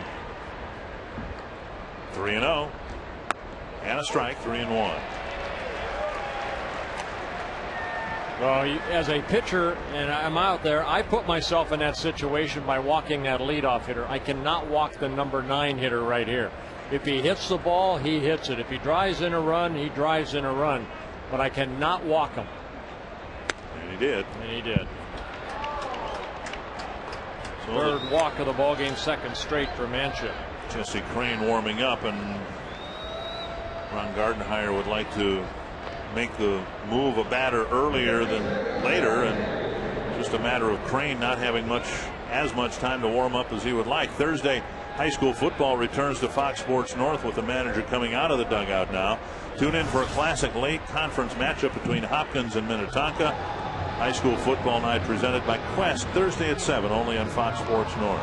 Well, the same thing happened to Manship in his last start. He had a 5-0 lead. The Twins opened up against the Blue Jays, scored 5 runs in the first inning, and he was unable to get through the 5th inning to get his first major league win. And right here, the Twins just tied it up, and then he walks the first 2 batters. Ron Gardenhire says, I've got to make a change, and he does by bringing in Jesse Crain.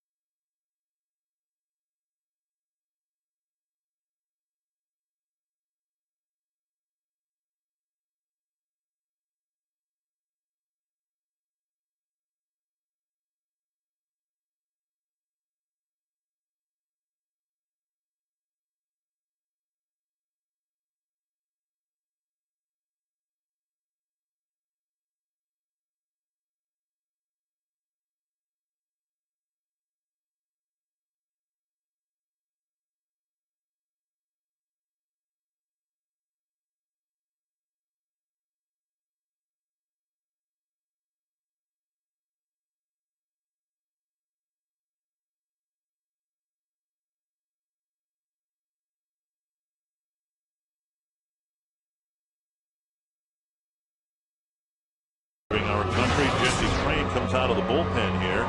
Yeah, I want to congratulate FS North for the coverage that they did. I mean, outstanding coverage last night. As much as we enjoyed it, imagine how much it meant to the families involved to be able to see husbands and fathers from the other side of the globe. Jeff Manship checking out of the game with 2 men aboard, nobody out. And Adam Kennedy, who singled and bounced to short his first 2 times up, now will face Jesse Crain. Well, Jesse Crain working and making his 44th relief appearance. He last worked on Thursday in Toronto, 2/3 of an inning.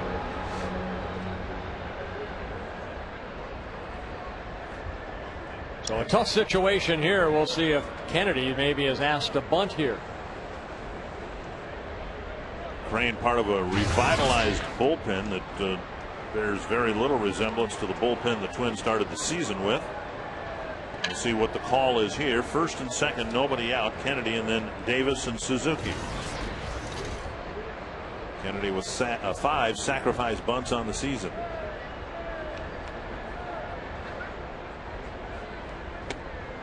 Off-speed pitch, and he takes a strike, showing no indication of bunting.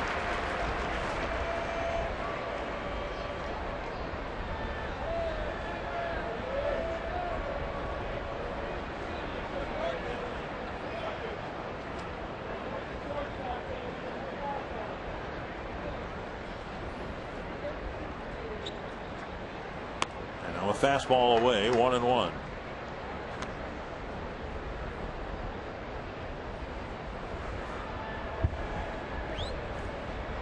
Kennedy singled to start the ball game. Ended up being doubled off second when Cabrera made a nice catch of a little pop fly in short left field. Half swing, did he go? No, says third base umpire Bob Davidson, and it's 2-1. Boy, it looked like he went right there on that breaking ball. Just take a look at it right here. I thought the barrel of the bat went a little bit too far. No, he held it back. Nice block by Redmond. Yep. So 2-1, and the Twins got a double play in the first. Could sure use one here again in the 5th.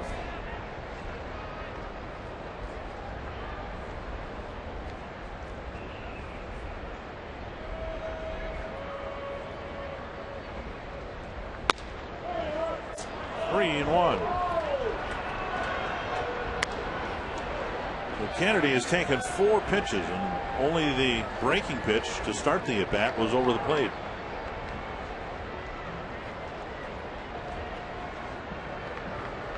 Gardenhire saying after the game last night, just walked way too many guys last night. Now a couple of walks to start the 5th. 3-1 to Kennedy. And they're loaded up with 3 walks.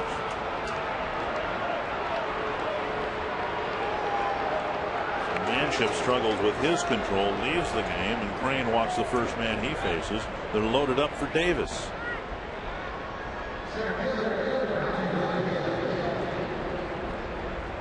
For Crane, his 21st walk, although 3 of them have been intentional in 40 2/3 innings. Twins will play the middle infield back, corner infielders even with their bases. Speedy Davis at the plate. To short center. Actually, that ball carrying back, and Span will retreat to make the catch. His throw coming to third. Cabrera cuts it off, and a sacrifice fly for the A's. And 4 of the 5 runs scored in this game have been scored on sacrifice flies. Yeah, Eric Patterson, a sacrifice fly in the 2nd inning for the A's, and right there Davis driving in his 36th run with a sacrifice fly.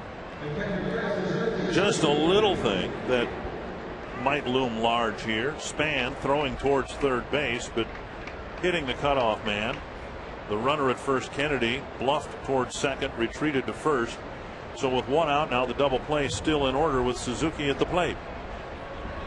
He's hit into 14 double plays this year. Grounded into 14. He popped into 1 in the first. Fouled back, a strike.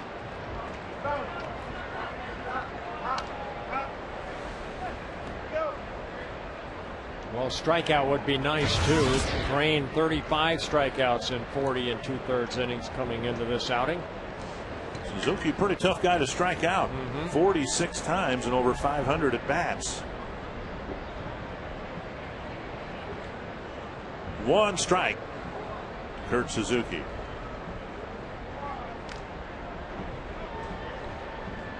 Kennedy kind of tiptoed back to the bag. Crane's got a really quick move to first.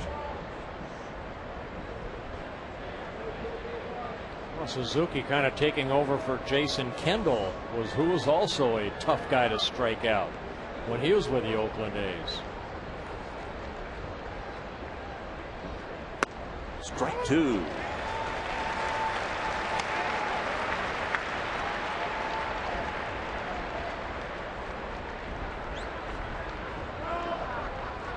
Kurt Suzuki, 25 years old, born in Hawaii. Played his college ball out of Cal State Fullerton. That in Southern California. Crane ahead of Suzuki 0-2. Driven to right. Kadire retreats. There'll be another sacrifice fly, and the A's take advantage of the 2 walks. Turn them into 2 runs.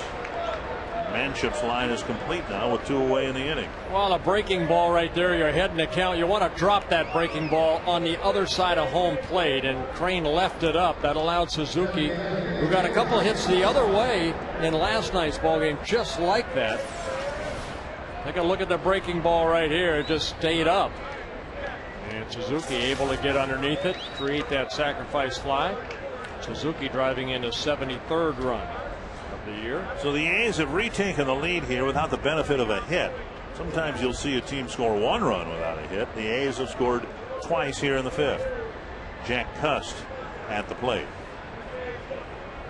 3 walks, 2 sacrifice flies, and now strike 1 to Cust. 4 earned runs in 4 innings plus for Jeff Manship. Well, you like to see that right there. Carl Pavano, the veteran, talking to the youngster about maybe pitch selection.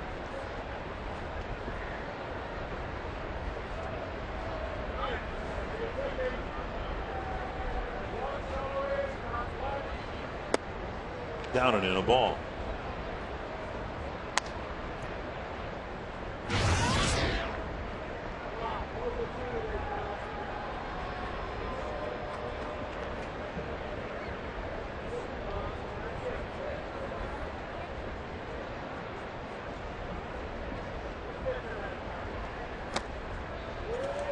Two and 1.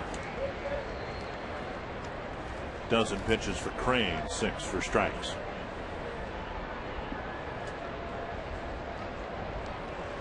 Of course, the run's not charged to Crane, but he was responsible for the Runners who were at first and second advancing to second and third with his walk.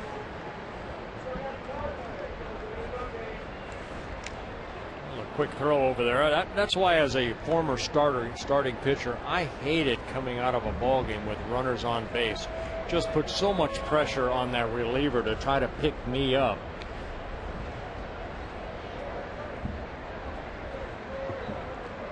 Two and one. Kennedy at first. A base stealing threat.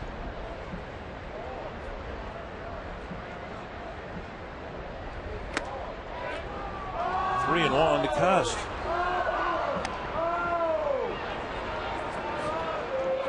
Thought he had the inside corner.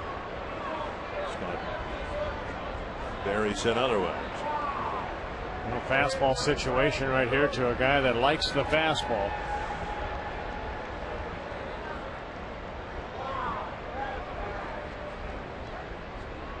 Kennedy goes. Swing and a miss. There'll be no throw.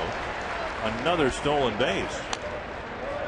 With Cust uncoiling for strike two. And he knew he was going to. Kennedy taking off right there, and Kennedy stealing his 19th base of the year. Green going to a breaking ball on that 3-1 pitch.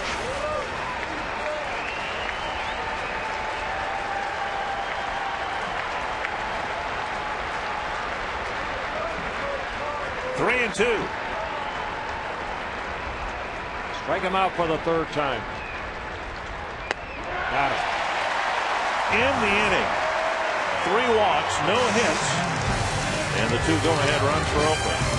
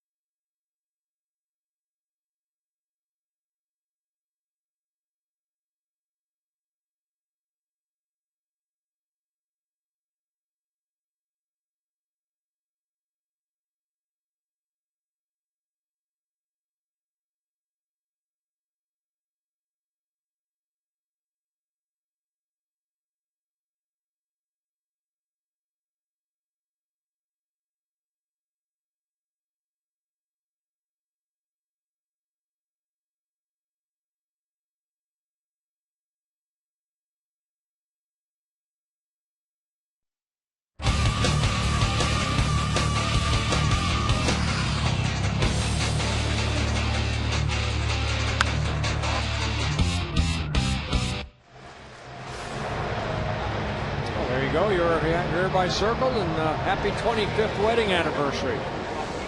Great Twins fans up in the Bismarck area. We're at the Dome, and we are Robbie and Smikowski, Roy Smalley, Bert Blyleven, and Dick Bramer. Brennan Harris will lead off the 5th against Brett Anderson. And now Harrison, his last at bat, his only first at bat in the 3rd inning, jumped on that first pitch, the fastball. So what does Anderson do? Drops that curveball over and just misses. And now he gets one over, 1-1. Harris, Redmond, and Punto, bottom 3rd of the Twins lineup. Twins getting a couple of leadoff doubles to tie the game after 4. And then the A's, without the benefit of a hit, open up their second 2-run lead, 1-2.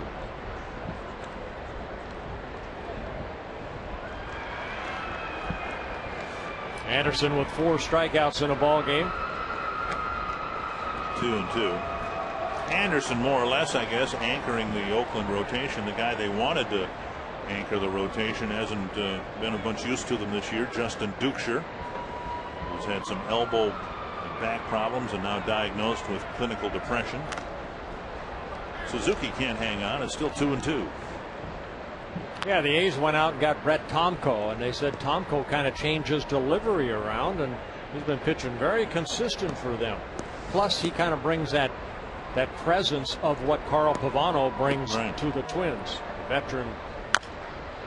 To Chopper, if it hits the ground a second time, should be a hit. And it goes over second base. Harris will just hold up with a single. Both the shortstop and second baseman offered at the ball. Neither got it, and it rolled into center field. Yeah, Harris just hustling down the line. You know, he really has no idea what's going to happen in the infield because of that high chopper. The ball really not, hit hard enough to go too far. And you can see it's over Anderson's head, both the middle infielders. And that ball really didn't scoot away that far. And Harris right here, he's hustling down that line, running through the bag like you're taught. And then by the time he picked up where the ball was, goes back to first base. And now here's Redmond. Redmond takes one at the knees. Redmond had a frustrating at bat after Harris's leadoff double in the third. Hit a chopper straight down into the right-handed batter's box. Took kind of a weird hop and ended up getting nubbed out toward the mound. Did not advance the runner. Here's one shot directly at Barton out there, and the return throw, a double play.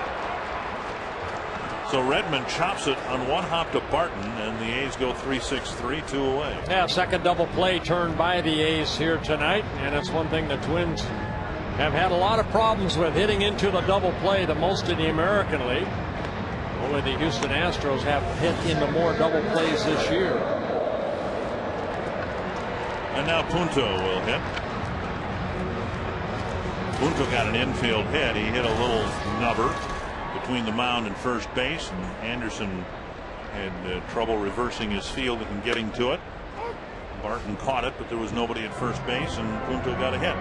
I know after the ball game, the Twins fantasy campers are going to be out here playing some baseball, if that's what we call it, and you're going to participate, right? I'm going to try, yeah. I'd like to say happy 78th birthday to Jim Lundeen Sr. Jim Lundeen, a big part of the Twins fantasy camp. Jim Lundeen Sr. Out of Ham Lake, Minnesota. Happy 78th birthday to you.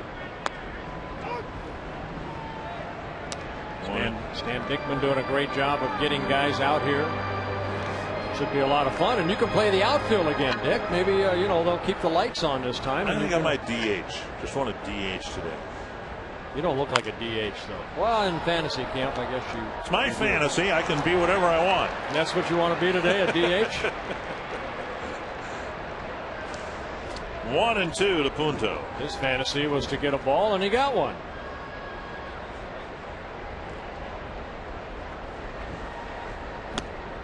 It's not called a reality camp. It's called a fantasy camp. Well, see, I'm one of the managers. If you were on my team, which you've never been, I think we both like it that way. Yeah, by the way. yeah. I would put you as probably my right-handed hitter off the bench. You'd never play, but you'd be my right-handed hitter off the bench.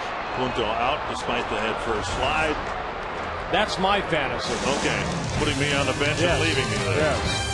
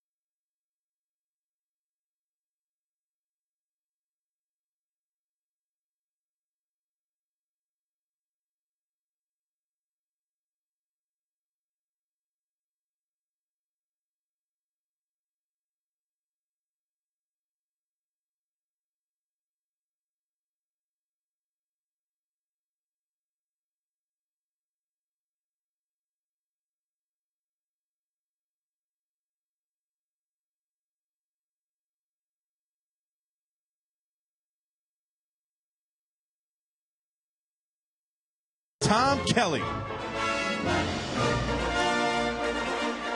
Mr. Kelly and Lucky Twins fan Jim will do us the honor of counting us down to outdoor baseball by revealing TK's number 10. Very nice, Mr. Kelly. Very nice. Fitting that Tom would reveal that there are just 10 games left here in the Metrodome. He's going to take that number 1. When I did it a few games ago, I didn't know what to do with the 3. I took it down from 13 to 12, and I guess they need the 3 again when we are down to 3 games, right? Mm-hmm. Did you take it home?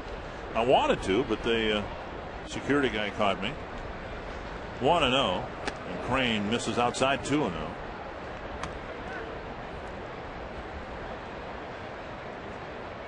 Jesse wanting a new baseball.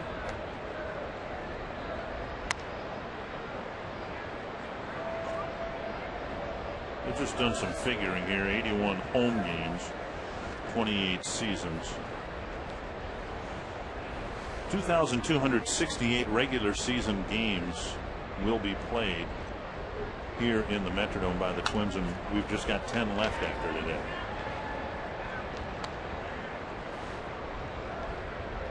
And you've had the All-Star game, of course, some exhibition games, playoff World Series World games. Series games. Those were the most important here, played at the Dome. 87 and 91. Winners in both those years. 3-1 now to Herschel. The Twins got into all sorts of trouble in the 5th with walks. First 3 batters walked, and the first 2 of those scored.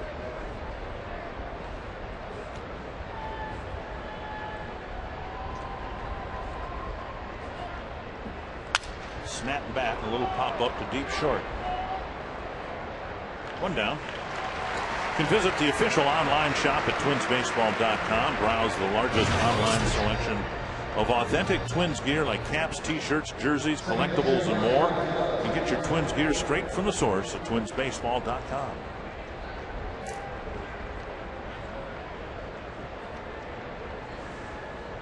Here's Ellis, walked with 1 out in the 2nd, and that opened the door to the 2 A's runs that inning. And the aforementioned control issues in the 5th that led to 2 more. Yeah, Manship walked 3 batters and all 3 scored. And that's one thing that really throughout the summer, the Twins are the best in the American League as fewest walks as a pitching staff. But sometimes those walks do come up and bite you. Hit hard to center, and Span plays it on a hop. Ellis has another hit. We mentioned last night, right before his 3-run homer, that he's really been swinging the bat well. He got off to a poor start, was on the disabled list for a while, but he's really stinging the ball, and he has already in this series. Maharis warming up in the Twins pen. Here's Derek Barton. Todd Stevenson right there, the first base coach, helping out Mark Ellis.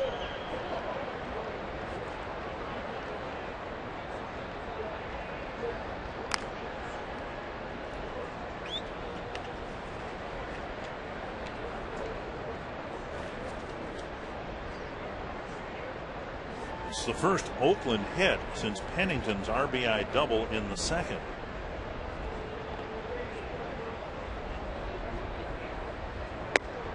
Inside, ball 1.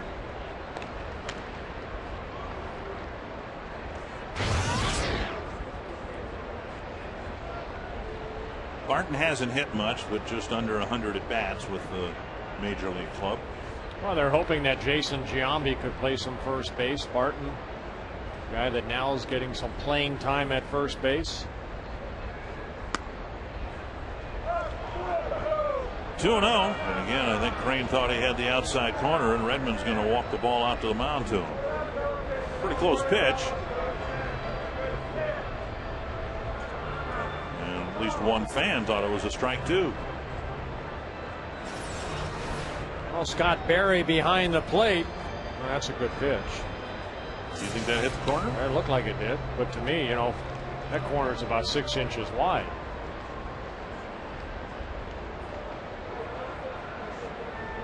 So 2-0. See, my outside corner's right there. And if they gave that to you, where would it be?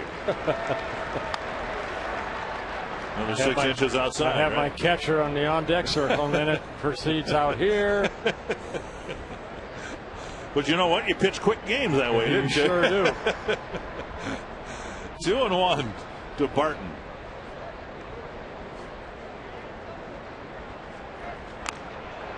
Don't you think that there is more uniformity in the strike zone in the last 10 years, and that the Quest Tech, coincidentally or not, might have had something to do with that? Yes and no. I think every umpire still, and I had a chance when we were in Cleveland. Steve Palermo was there. I had a chance to talk to him the whole ball game, him and his wife, and talking about the different umpires in the Quest Tech and how it's come into play. And he said, you know what, Bertie says, they do get rated because so many ballparks have the Quest Tech, but every umpire still has their own what's a strike and what's not, as far as the height up and down, and also the width. 2-2. They're just trying to be fair for both sides. It's ball 3, and the throw not in time, and a nice pick at second by Cabrera. So the A's continue to run with another stolen base here, getting Ellis to second. 4 stolen bases in tonight's ball game, and Ellis picking up his 9th stolen base. And the count is full to Barton with 1 out here in the 5th, or excuse me, in the 6th.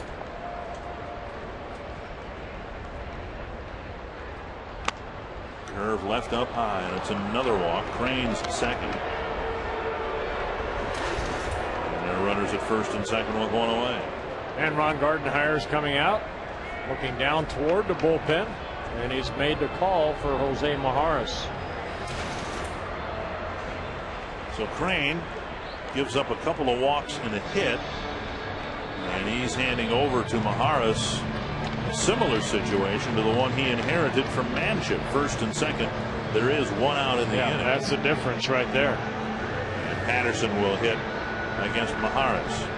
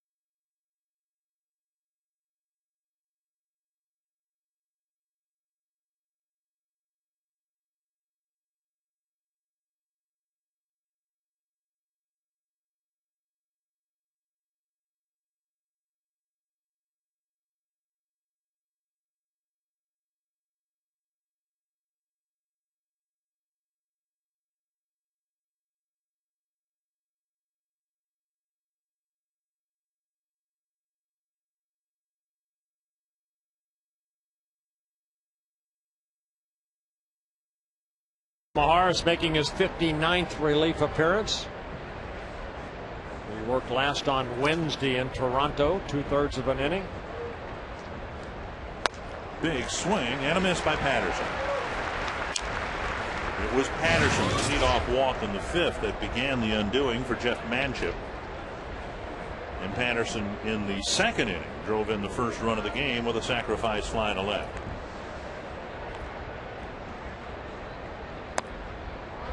Asked Ron Gardenhire today about Majares and his splits.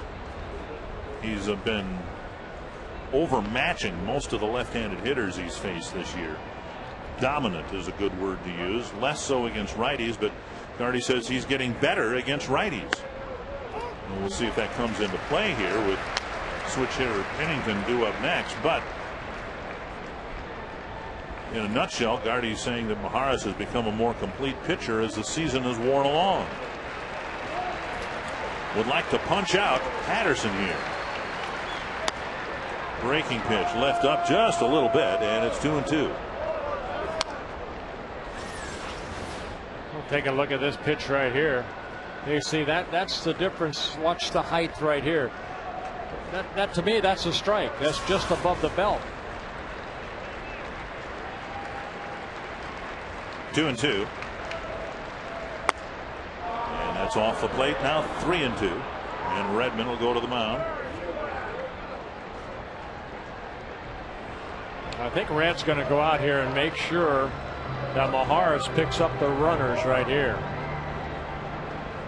There is one out. But don't be surprised if Maharis comes set and maybe take two looks to the runner Ellis at second.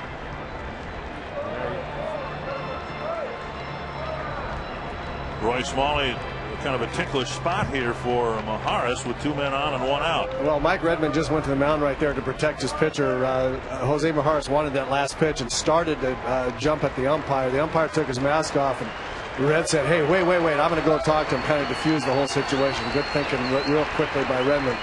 He went out there and said, "Come on, we can't fight the umpire. Let's get this guy out." But that was a very close to a delicate situation there with the umpire and Maharis. And that's what you want your catcher to do right there. And you saw Maharis take a couple looks at Ellis and a big strikeout.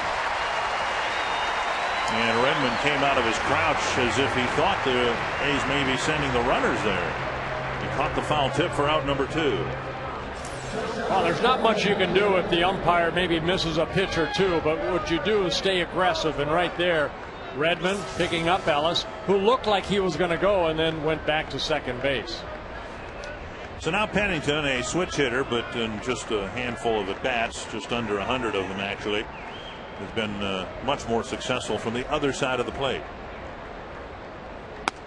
Fastball up and in. What Ron Gardenhire said of Maharis and his increasing success rate against right-handed batters, he's using his changeup more.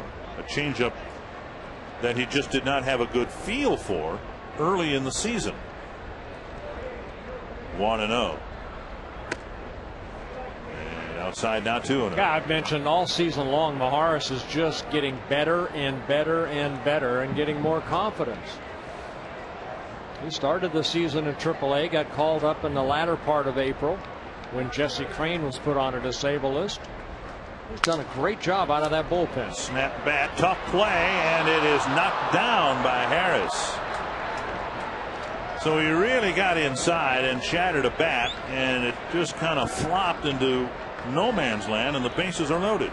Yeah, Harris trying to catch this ball on the air, really had no chance to try to short hop it. But Pennington hitting that looked like a going to say a LA Times right there. Like a sand shot. Yeah. Well, they're loaded up, 2 down, and what a big at bat this is. Not just in this game, but for the Twins season. Kennedy has reached twice with a single and a walk. And a strike. If you're of the belief, I think most people are, you can't afford at this point of the season, if you're the Twins, to lose a series. The Twins are already down a couple here, and Kennedy in a game-breaking situation.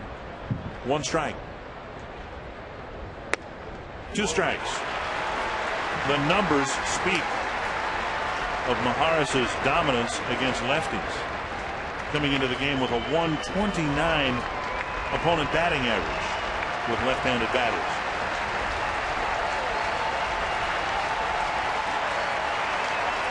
He doesn't need to strike out Kennedy. He simply needs to retire him. And he did on a check swing. And the A's leave the bases full and come up empty in the 6th.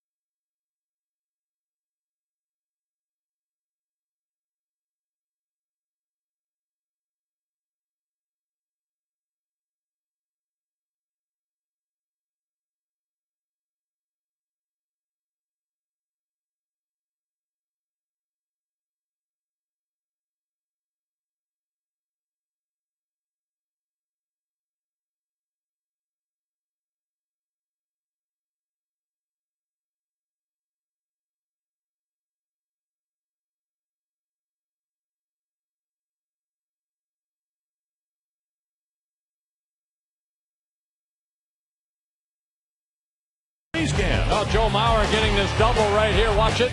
Oh, boy, did he utilize that line right there. Right on the line for that double. And that in the 4th inning. Joe later scored to tie the game at 2 apiece. Now the Oakland A's have a 4-2 lead. If he does that on the last Saturday of the season, might go a long way toward maybe clinching another batting championship for him. Ball 1 to Span. Single to center, a line drive in the 1st, and a sacrifice fly in the 3rd. The Twins do not have a run-producing hit in today's game.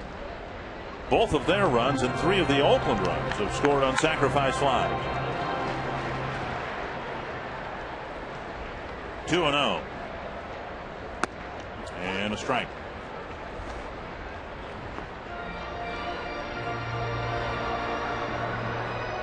Brett Anderson, 84 pitches, 56 have been strikes. No walks in a ball game, 4 strikeouts. That's to center and hit well, but Davis is over to catch the liner. And Span makes solid contact. It's the first out of the 6th. I'm going to go with Adam Kennedy in our half trivia question because I can't think of anybody who hit 3 home runs in a postseason game other than Adam Kennedy and Reggie Jackson. Albert Pujols. Adam Kennedy did it. It was part of a 10, the final home run, part of a 10-run inning. This one bounced to 3rd and a nice high hop to Kennedy. 2 quick outs here in the 6th. Time for the Quest high-speed pitch, brought to you by Quest High-Speed Energy. Well, Anderson at 96 and Manship as high as 92.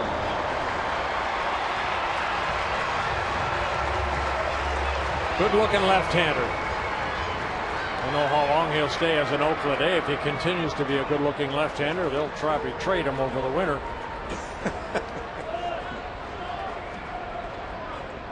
Two outs. Mauer at the plate, 1 for 2 and a .365 average.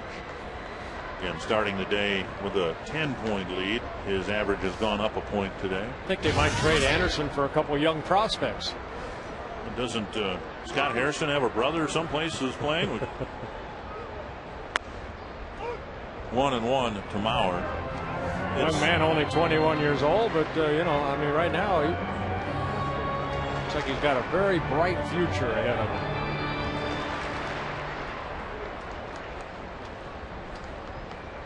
Swing and a miss. You look at where the A's are now, and it's almost, you know, like rewinding the tape 60 years ago or whatever when the A's were in Kansas City, and a lot of people thought they were just a glorified farm club for the Yankees. Roger Maris was with the Kansas City Athletics, ended up with the Yankees. 1-2 to Mauer. 2-2.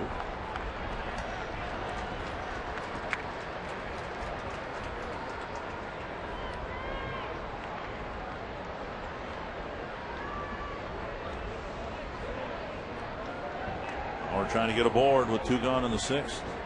Wins down a pair. A few months ago, they were going to do a movie on the Moneyball principle, made famous by Billy Beane. They scrapped plans for that. Ran out of money. They ran out of money. Exactly right. Brad Ziegler. They are keeping an eye on Anderson, and this may be his last hitter that he's going to face here this afternoon. Looks like he got Mauer, so a 1-2-3-6, then 5 in a row set down by Anderson. If in fact his afternoon is done.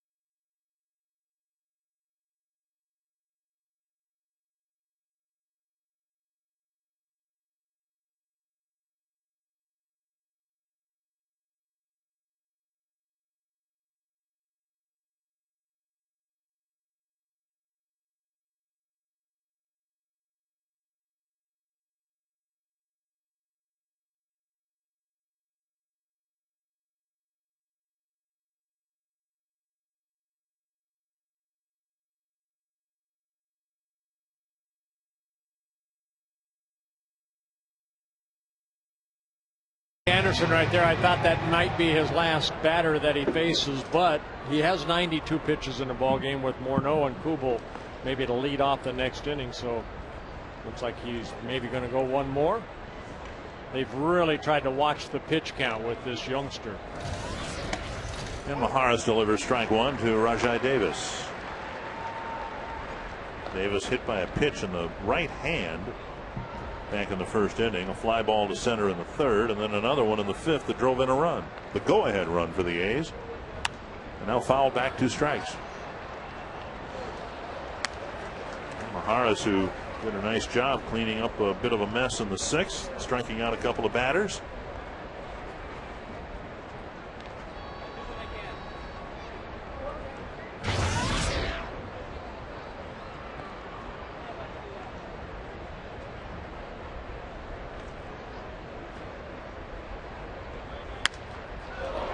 Across the plate and flips one foul.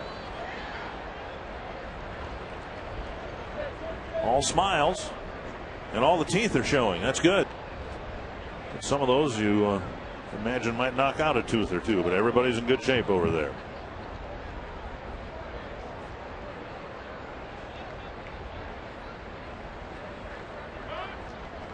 Now, you know, foul ball accidents can happen in any ballpark, but as we're about ready to close the doors of the Metrodome, I have always thought that this place was one of the worst I've ever seen for foul balls and the dangers that the fans encountered here.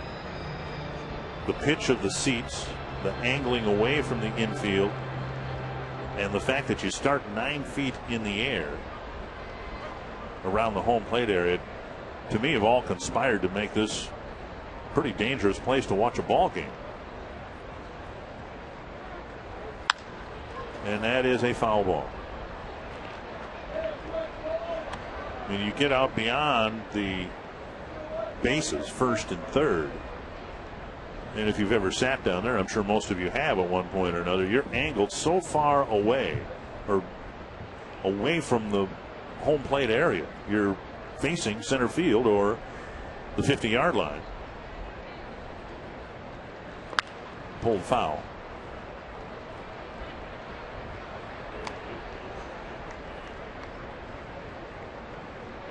Two strikes to Davis.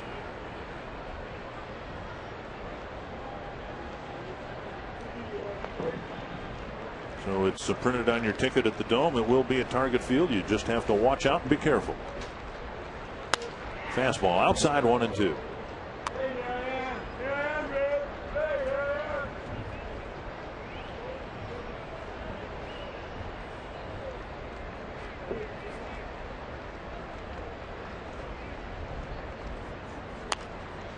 And a breaking pitch, and Davis is hanging tough.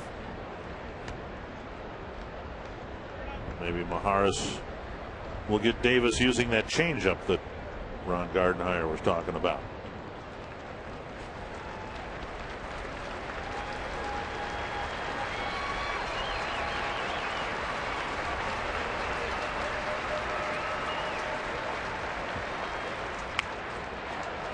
Might have been it, down and away, and Davis still got a piece of that.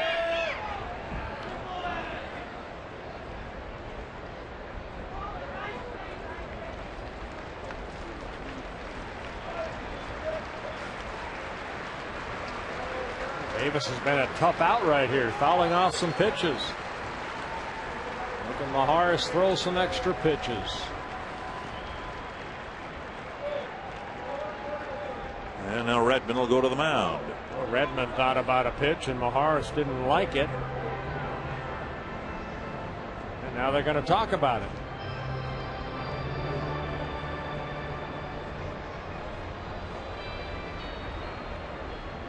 Hard to tell with the mask on, but almost like Redmond reacted, okay, you want to throw that, then we'll throw that. All right, and I'll tell Davis that it's coming. Was it, Bull Durham that was? Yeah. Kevin Costner. And there's a slider, and it's hooked foul. John Rausch making the play as he is warming up in the bullpen. Well, the Twins got a short start from Nick Blackburn last night and a short one from Jeff Manship today. So Roush proving his worth, perhaps by being asked to pitch in back-to-back games. Another 1-2 to Davis and another foul ball. This guy's becoming a pest.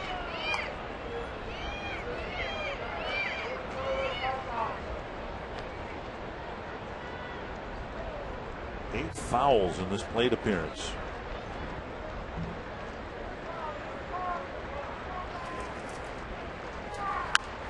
Nine fouls.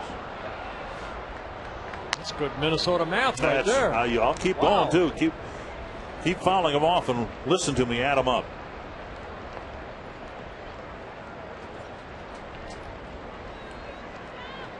Here, I caught it. You can have it. Finally, a swing and a miss, one away.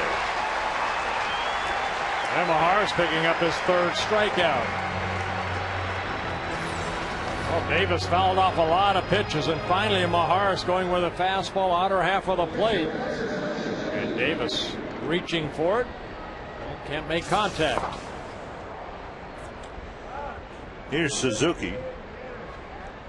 Popped into a double play, bounced to second, and hit a sacrifice fly in the fifth.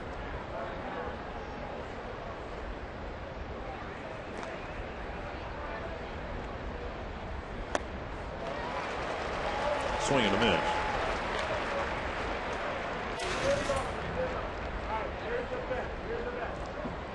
What has been encouraging for the Twins regarding Maharis is what we've seen. Getting more swings and misses from right-handed batters. Throwing better pitches. The results speak to what a more prominent role perhaps he's going to be able to be playing later on in his major league career as soon as next year. For a while he struggled so much against righties. He was one of those Dennis Reyes types who was just asked to get left-handed hitters out. But now he's doing better against hitters from both sides of the plate. Over his last 39 appearances coming into this outing, he has a 1.96 earned run average. So Mahar's been doing the job out of that bullpen. And a blistering fastball strikes out Suzuki, 2 away.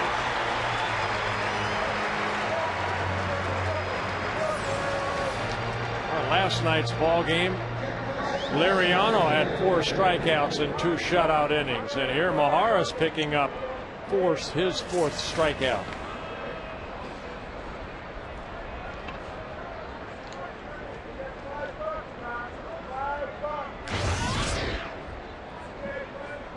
Here's Jack Cust, who's been swinging and missing a lot today.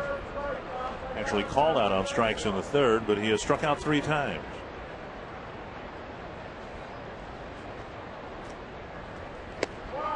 Check swing and a strike.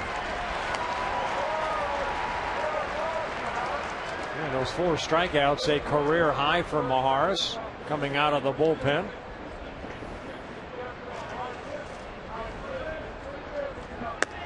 Strike 2. Stick another quarter in. He's a pitching machine.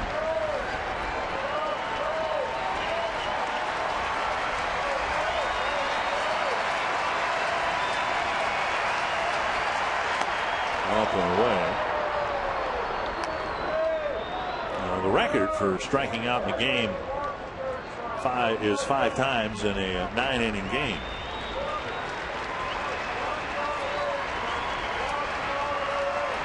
Mahar's trying to get Cust for the 4th time. Bouncer up the line. He puts it in play, but weakly to Morneau. Was it Bo Jackson? The most recent guy to do it was Alex Rios, who did it earlier this year.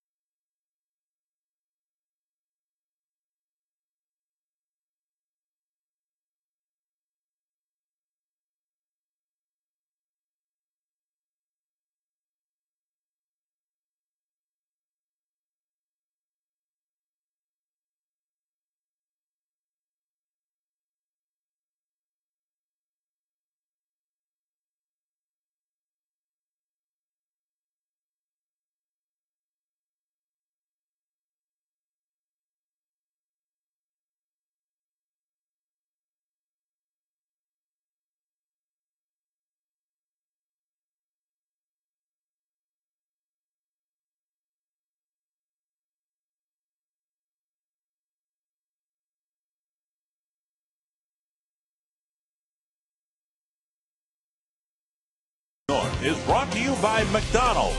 I'm loving it. And by Aflac. We've got you under our wing. It's our Mountain Dew fan of the game. I hope his teeth come back real quick. There you go. Little knucklehead. Slow breaking ball over to Justin Morneau for strike one. Twins needing to find some late inning Metrodome magic here. They're down a pair of runs. Morneau, Kubel, and Cuddyer, the 4, 5, and 6 hitters facing Anderson. 1-1. Morneau with a bouncer to second. Hit the ball hard as last time up, lining out to Davis. Deep enough to advance Mauer from second to third after his leadoff double. Check swing, and it's 2-1. Anderson's done a lot of things right here, including not walk anybody. And the difference in this game, the walks that the A's have taken and converted, and the lack of walks that Anderson's allowed. And Morneau expands the strike zone 2-2. Well, I think he's done a good job of getting ahead in the count. That breaking ball, haven't seen him leave too many breaking balls up, if he's left one up at all.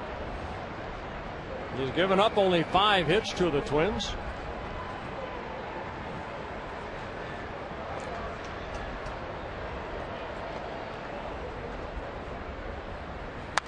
Fouled away. Plenty of life on the fastball. He has the only 9-inning complete game for the A's this year. And it was a brilliant outing against the Red Sox at Fenway Park. He was clocked as high as 97 miles per hour in that game. Yeah, 2-hit shutout beat the Boston Red Sox in that ball game 6-0. Again, dribbled weakly, and Morneau's retired, 1 away. Boy, Smalley, what have you seen from a Brett Anderson other than a lefty who's really had very little trouble today against the Twins? Yeah, I think Bert nailed it, guys. He's gotten ahead with his fastball. He's really punished the Twins and the strike zone of the Twins hitters with that fastball. Hasn't walked anybody, but even more importantly, going strike one, strike two a lot. And then secondly, Bert, you mentioned that he hasn't left any curveballs, breaking balls up. I don't remember seeing any either, but I've just been watching his mechanics. And he is so much on top, up on top. You talk about balance point, but he's got great pitching mechanics, so it makes it very easy for him to stay on top of the ball and work out front on that breaking ball. And like we said, if you're throwing strikes and you're throwing breaking ball, there's maybe the first curveball up that we've seen. But other than that, when you're throwing strikes and you're throwing your breaking ball down in the strike zone, it's going to be tough to get hits. I guarantee you, when Oakland played the Chicago White Sox, I guarantee you Anderson paid a lot of attention to Mark Buehrle, the way that he went about his business, because he's got a lot of Buehrle mannerisms out on that mound.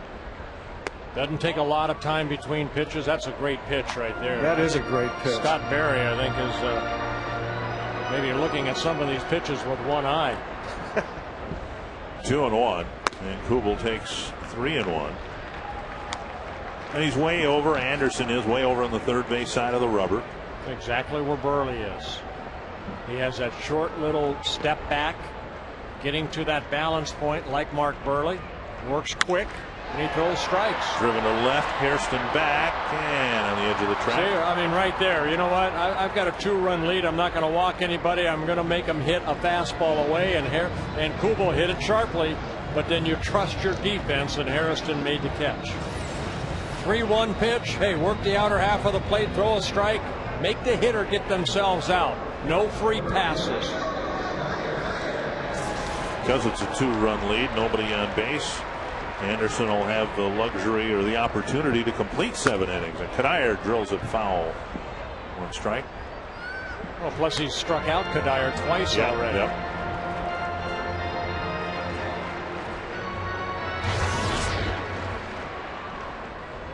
That's why I said, you know, when Roy Halladay pitched the other day in Toronto, as a pitcher's, you know, especially on the Twin side, go out and watch him work before he goes out to work the bullpen mound. See what his routine is.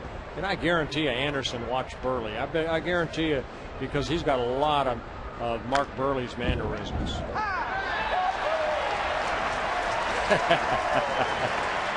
Fan right there getting the high hopper. Getting high fives all around. Well, Kadires had a real tough time against Anderson in his breaking ball, and he's up there again with 2 strikes. Yeah, why not throw it again? Pounded into the turf. Yep.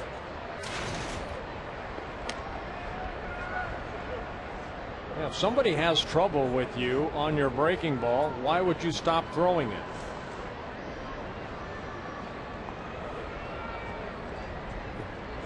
Most pitches Anderson has thrown in an outing, 109. This will be his 108th pitch.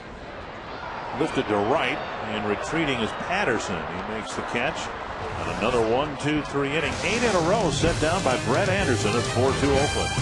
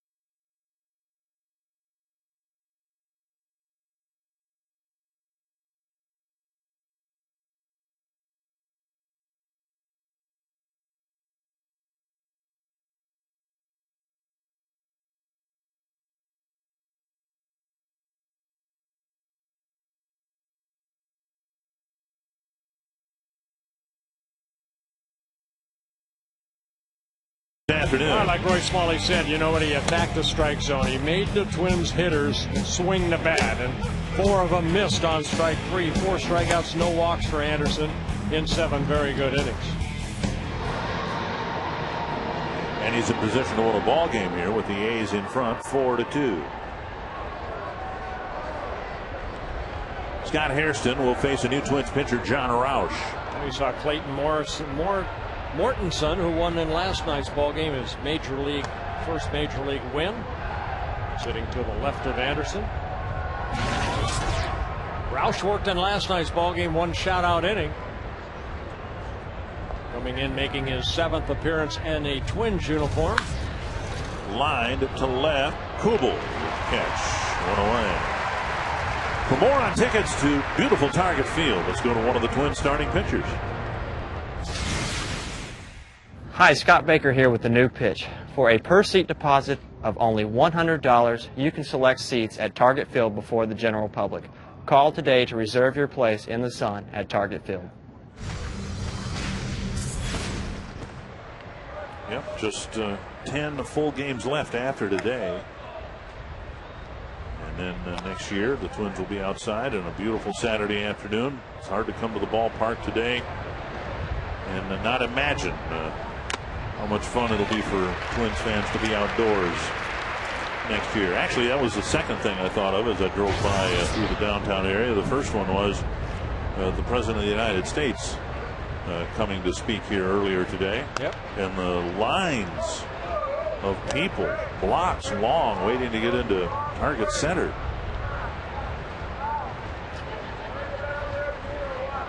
Two and one, and a foul, and that nicked Mike Redmond. Took it around the right collarbone, maybe. Not a game goes by that Redmond doesn't get a piece of that ball somewhere, right off the mask and then off the right shoulder.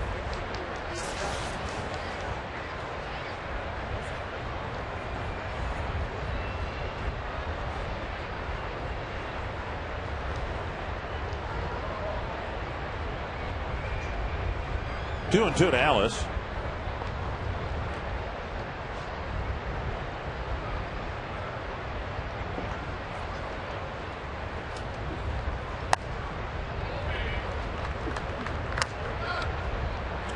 Three and two.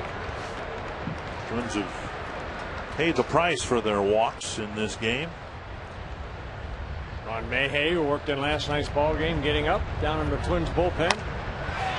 And Roush picks up a strikeout. Went up and in with a fastball, getting Mark Ellis for the second out.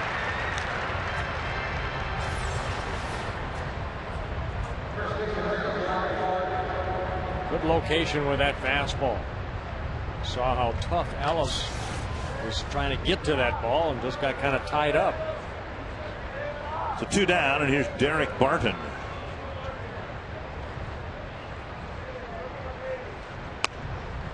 Breaking ball over for strike one. A pretty effective relief outing for Jose Mijares, and now Roush trying to back it up with a good outing.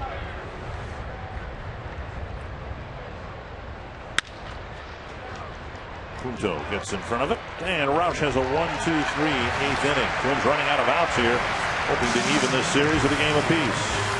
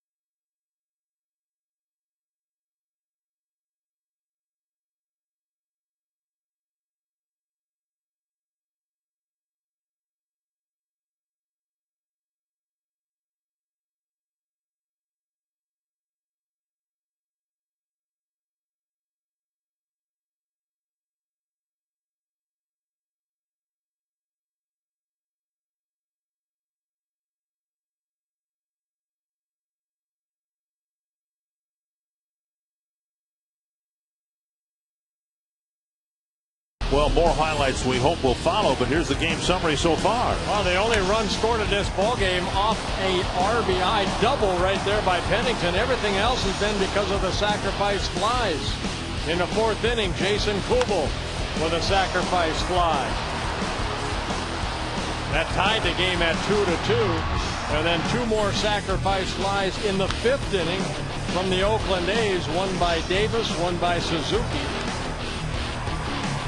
The A's have that 2-run lead, leading 4-2. And finally, Anderson out of the game. I'll let you handle this one, okay? You are hereby circled. Bottom third of the Twins lineup. Harris has 2 of the 5 Twins hits. He'll be facing Michael Wirtz. And a swing and a miss. Wirtz, of course, the Minnesota native from Austin, Minnesota. Yeah, went to Austin High School. Very good year for Michael Wirtz. 66th relief appearance, 6-1 out of the bullpen, and it's a bullpen that has really been pretty solid all season long.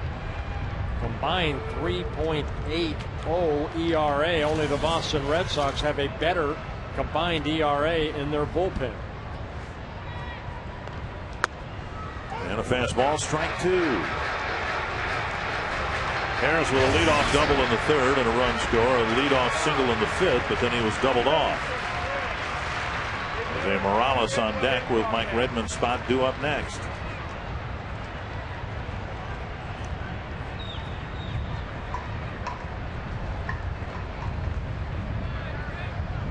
Wirtz with 87 strikeouts in 65 innings pitched. And Harris lifts it foul. over the Oakland bullpen. Excuse me, 69 innings pitched. Talked with Wirtz yesterday, and he still says he's reminded of the fact he was on the field for that controversial play after the A's came back from 10 runs down, beat the Twins. Wirtz putting the tag on Michael Cuddyer, and the A's got a big out. And the Twins were dealt a very costly loss. And as a Minnesota native, Wirtz being reminded from time to time of his role in an infamous game in the Twins season this year. 1-2 to Harris.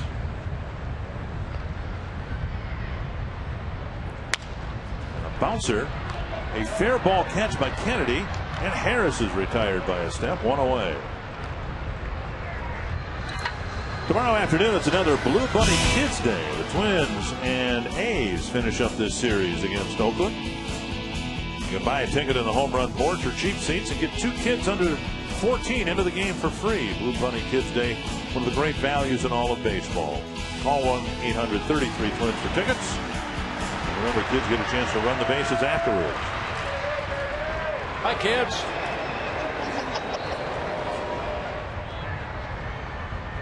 Here's Jose Morales hitting in Mike Redmond's spot. Redmond had gone 0 for 2.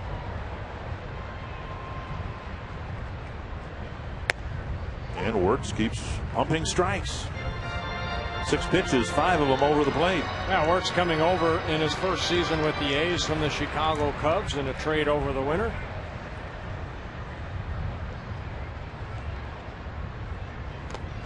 A lot of things haven't gone right for the Cubs, and maybe not one of the major things that haven't gone right for them, but just the absence of Michael Wirtz in the Chicago Cub bullpen. Brian Busher in the on-deck circle. He apparently will hit for Punto.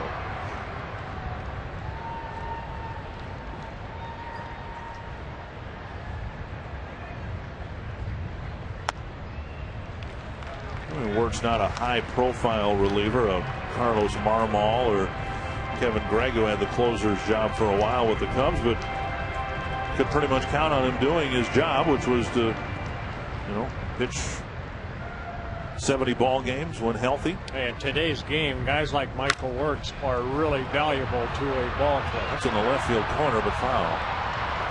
With the starters averaging 6-7 innings, if they can get into the 7th like Anderson here, you have, Wirtz is like Matt Guerrero for the Twins. Yep. Great setup man for the closer. Andrew Bailey, the closer for the A's. Wirtz will be a free agent after this year. His name was rumored, he was rumored to be possibly heading to the Twins for the trading deadline. The complexion of the Twins bullpen is such that they're always looking for help, of course, but it's probably going into next year going to be a deeper lot than it was coming into 2009 with Boof Bonser, Pat Neshek expected to be in the mix. Into right field, and Morales delivers a pinch hit. Just out of the reach of Mark Ellis, and the Twins will get the tying run to the plate. Morales now 6 for 14 as a pinch hitter off the bench. Done a great job in this role. Got to pitch up a little bit. And getting the barrel of the bat out quickly. And getting it past Mark Ellis into right field. Here's Busher. And Busher is a pinch hitter, 3 for 14.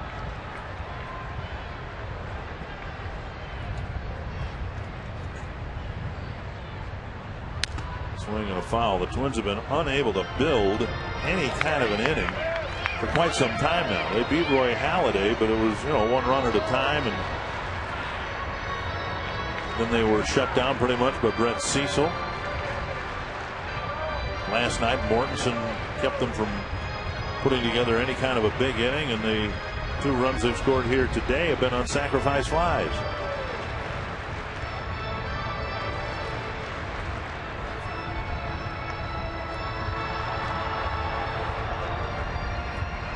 One strike to Busher.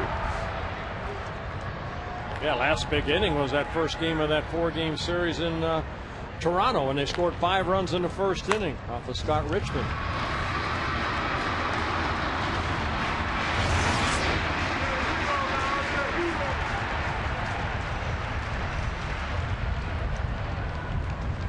Twins didn't have a 4-run inning in the 9th last night, but that was kind of after the horse had left the barn already.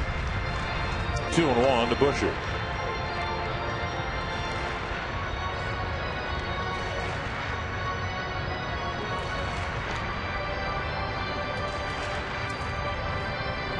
Twins took 3 walks in the ball game last night.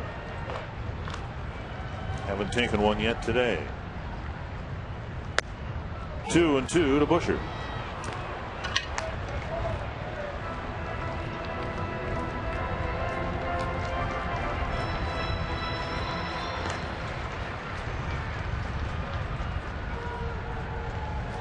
Andrew Bailey, the Oakland closer, warming up. Called, 3rd strike. Off-speed pitch that dropped across the belt. Busher is called out on strikes for the 2nd out of the inning.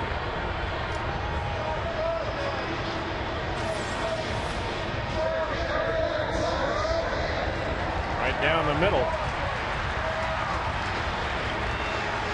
So Wirtz with an off-speed pitch, freezing Busher. 2 down. Morales at first, and here's Span. 3 good at bats or plate appearances for Span. A sharp single in the 1st, a sacrifice fly in the 3rd, and then he hit a line drive to the center fielder Davis in the 6th. Strike 1 that covers the inside corner.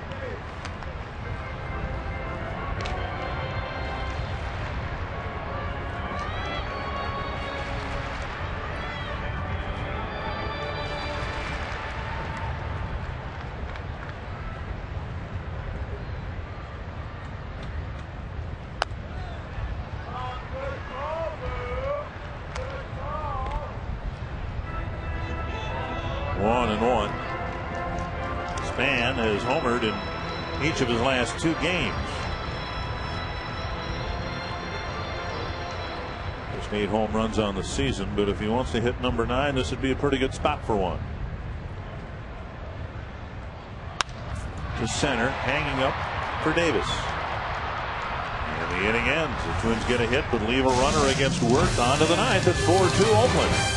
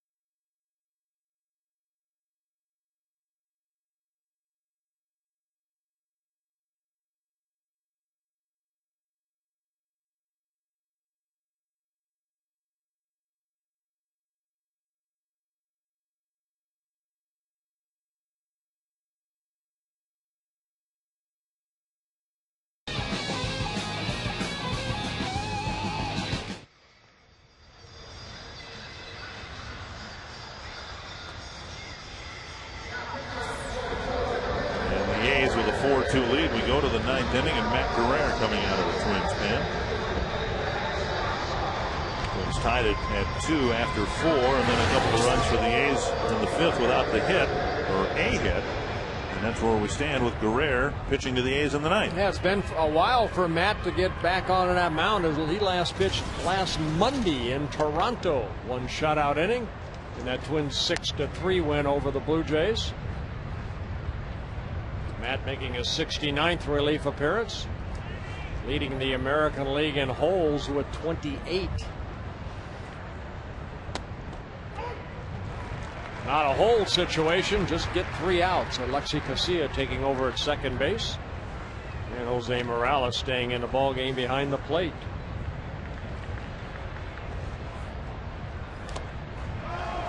One and two, because his role has changed. Ron Gardenhire pointed out before the game today that, you know, by season's end, Guerrero's games pitched number might be similar to what it's been the last 2 years, but the innings pitched will be down a little bit. Instead of being asked to pitch often an inning or more, that ball landing in front of the plate, and that stung Morales.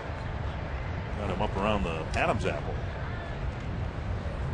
Guerrero's number of innings pitched will certainly be down from 2 years ago, and maybe even be down from last year.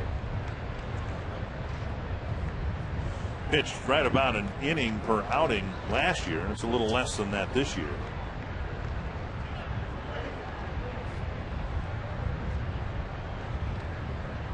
But 2 years ago, Guerrero 73 games and 88 innings. And now 3 and 2. Patterson, Pennington, and Kennedy to face Guerrero here in the ninth.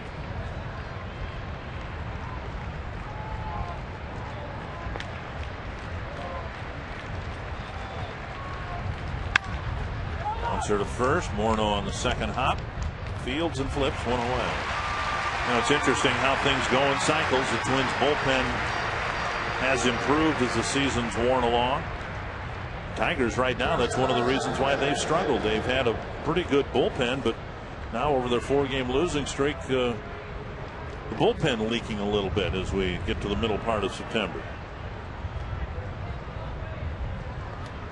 One down, and here's Pennington.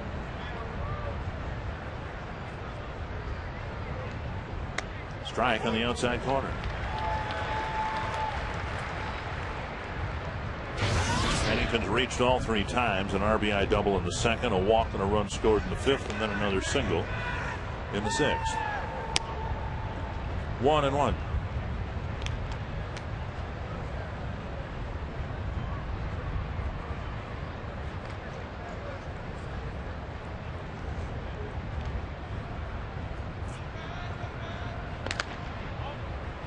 Two and one.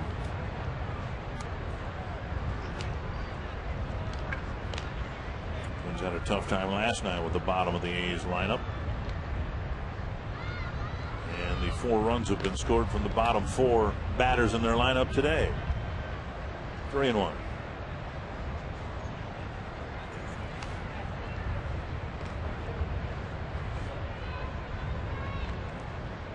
Matt coming into this outing 66 in the 3rd innings pitch, only 11 walks, 2 intentional.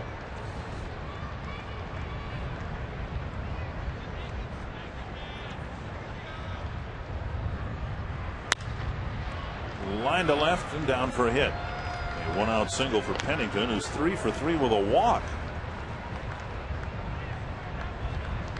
The Twins having a tough time getting Orlando Cabrera's replacement at short out in this series. That'll bring up Adam Kennedy. Well, the count went into his favor right there, where Matt, as mentioned, good control is going to make him earn his way on, and Pennington did right there, just slapping the ball the other way. Good piece of hitting. Kennedy with a single and a walk. Off on the first pitch, and Morales' throws too high, and the A's are running wild on the Twins in this series. 5 stolen bases, 1 in last night's ball game, 5 so far here this afternoon. Got a good jump right there. Morales' throw just high, but Pennington stealing his 6th base of the year, gets in a scoring position with 1 out.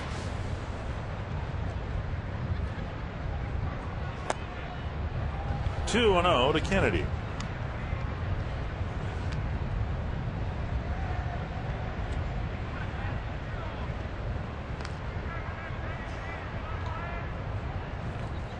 Mentioned last night that the A's, that's part of their offense right there, stealing bases, 119 on the year.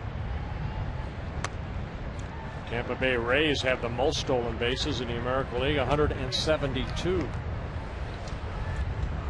3-0 now. Guerrero very stingy with walks, just 11 on the year, 2 of those intentional, and just about 70 innings.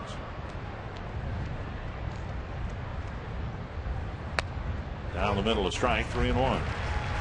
You know, we were talking about Maharis and how he has improved versus right-handed batters, and one of the reasons Guerrero's been so effective this year, he's really improved against left-handed batters. Well, he's got starter type stuff. He has 4 pitches that he can throw over at any time: the fastball, the slider, the curveball, and the changeup. And a rare walk right there by Guerrero. Walks Kennedy, maybe setting up a double play situation. 6 to walk by the Twins staff here this afternoon. Manship walked 3, Crane walked a couple, and now Matt Guerrero walks a batter.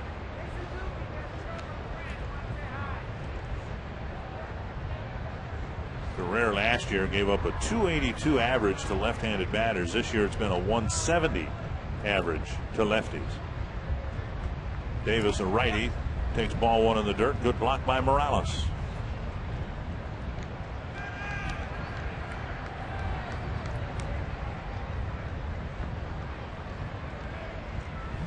A nice ball game for the Twins to come back and win, given they've pretty much gone through their bullpen, using everybody but Joe Nathan over the last 2 games. They didn't win last night. They'll have to come back in the 9th to win this one, and they'd like to come back from just 2 if possible. Down the middle, a strike, 1-1. Well, with those walks, give opportunities for stolen bases.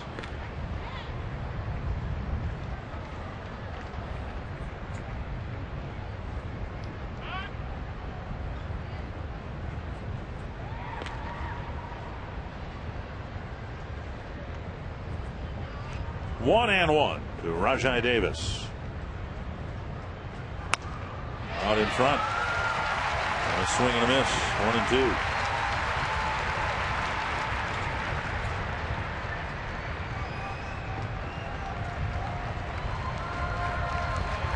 On Davis's last at bat in the 7th inning, he had a battle between he and Jose Maharis. Maharis finally was able to strike him out in a long at bat. Matt needs a punch out right here.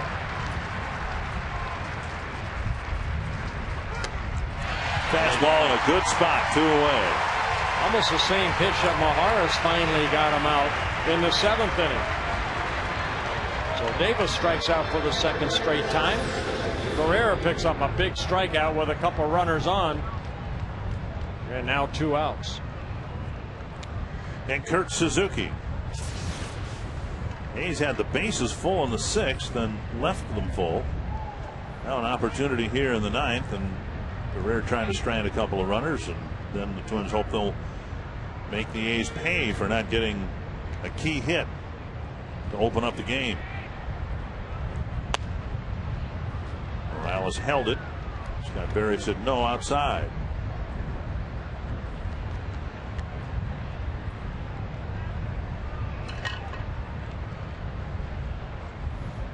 Young men right there dreaming maybe one day they'll be out on that field. And now it's Morales to the mound. Guerrero going for a stroll after that close pitch called a ball.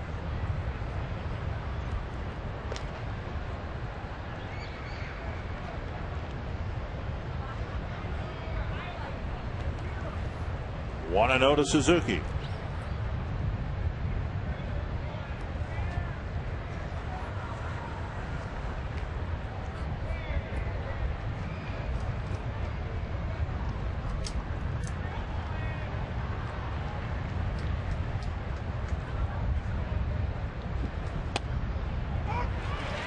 Bit of a hesitation, but then the right arm went up. 1-1. Oh, good pitch right there, because Morales he went down and just held it right there. Good pitch.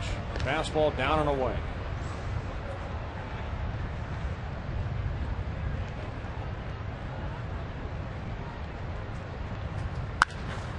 Grounded to short. Cabrera has it. And the force play at second. So Guerrero pitches a scoreless ninth. The Twins will send up Cabrera, Mauer, Morneau, and the Twins hope a few others against Andrew Bailey.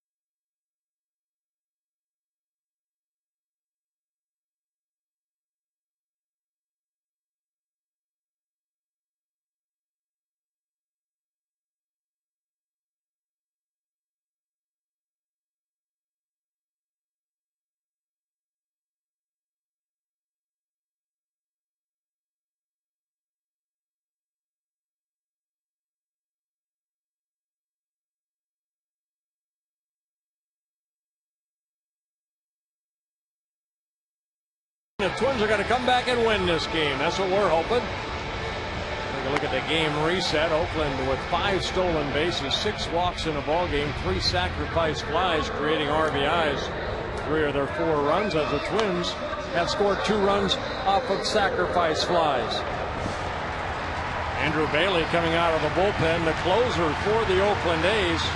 23 saves out of the bullpen in 27 save opportunities. Very good 2.06 ERA in his rookie season with the Oakland A's.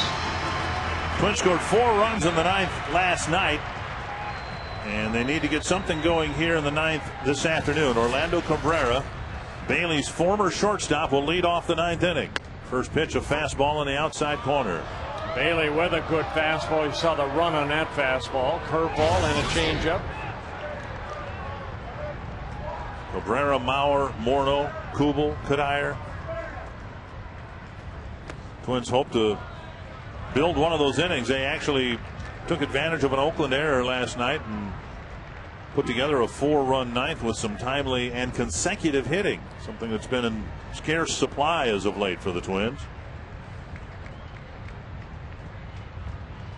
1-1. Foul back 1-2. Of course, Cabrera was with the A's, so he's never faced Bailey, but he must know a little bit about him, having played behind him for the first 4 months of the season. And there's nobody behind Bailey out by the Oakland bullpen. High fastball got him, 1 away. So Cabrera gone for the first out of the inning, and that'll bring up Mauer. And Bailey has a good fastball. 74 in the 3rd inning, 79 strikeouts. Just challenging Cabrera. It's a fastball that he couldn't catch up to. Mauer 1 for 3, slapped a double on the left field line, leading off the 4th, scoring the tying run, but then the A's came back with those 2 runs in the top of the 5th without the benefit of a hit. And Mauer taking a strike with the third baseman Kennedy playing a very deep third base. Yeah, we've seen that from Joe before, you know, especially when the Twins need base runners. Joe thought about bunting that ball and hopefully just bunt it softly over to Kennedy and he'll beat it out. And now strike 2. So rally caps, rally shades. It's the middle of September, and the Twins need to start winning ball games, and the A's are threatening to win the first 2 of this series. 6 pitches, 5 strikes for Bailey.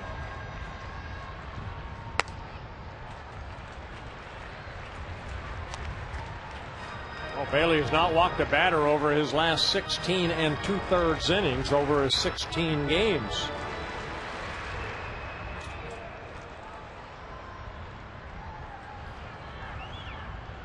One and two to Mauer. Got him with a fastball. 2 down.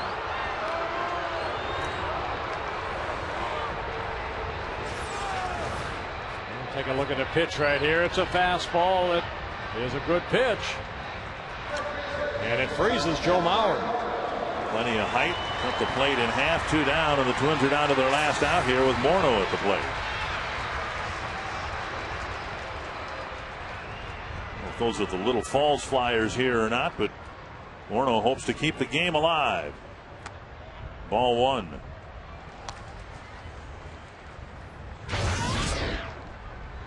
Twins haven't seen a whole lot of Bailey.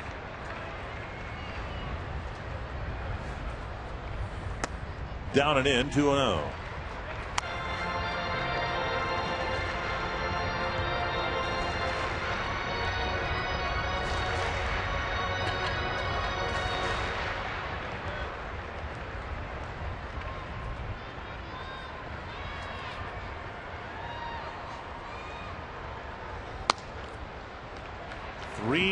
Kubel on deck.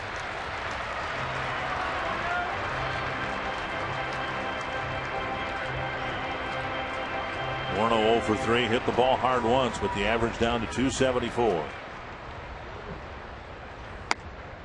3-1. Well, Bailey, a rookie, trying to overtake Houston Street for the all-time saves leader by a rookie in an Oakland A uniform. And now a strike over the inside corner. Houston Street had 23 saves in 2005. Bailey looking for his 24th save here this afternoon. And Morneau draws a walk to keep the game alive and get Kubel to the plate, representing the tying run.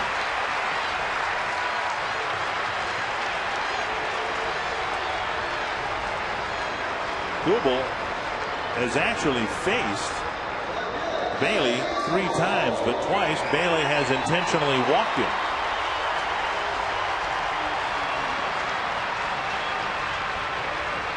Kubel with a sacrifice fly, driving in the second run of the game for the Twins.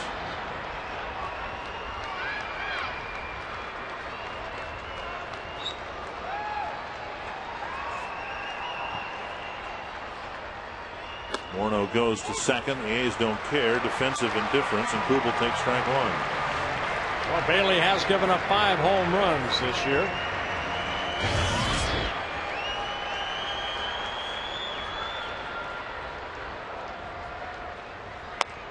Up high, 1-1. Playoff chances flickering for the Twins, and they need a jolt from Jason Kubel.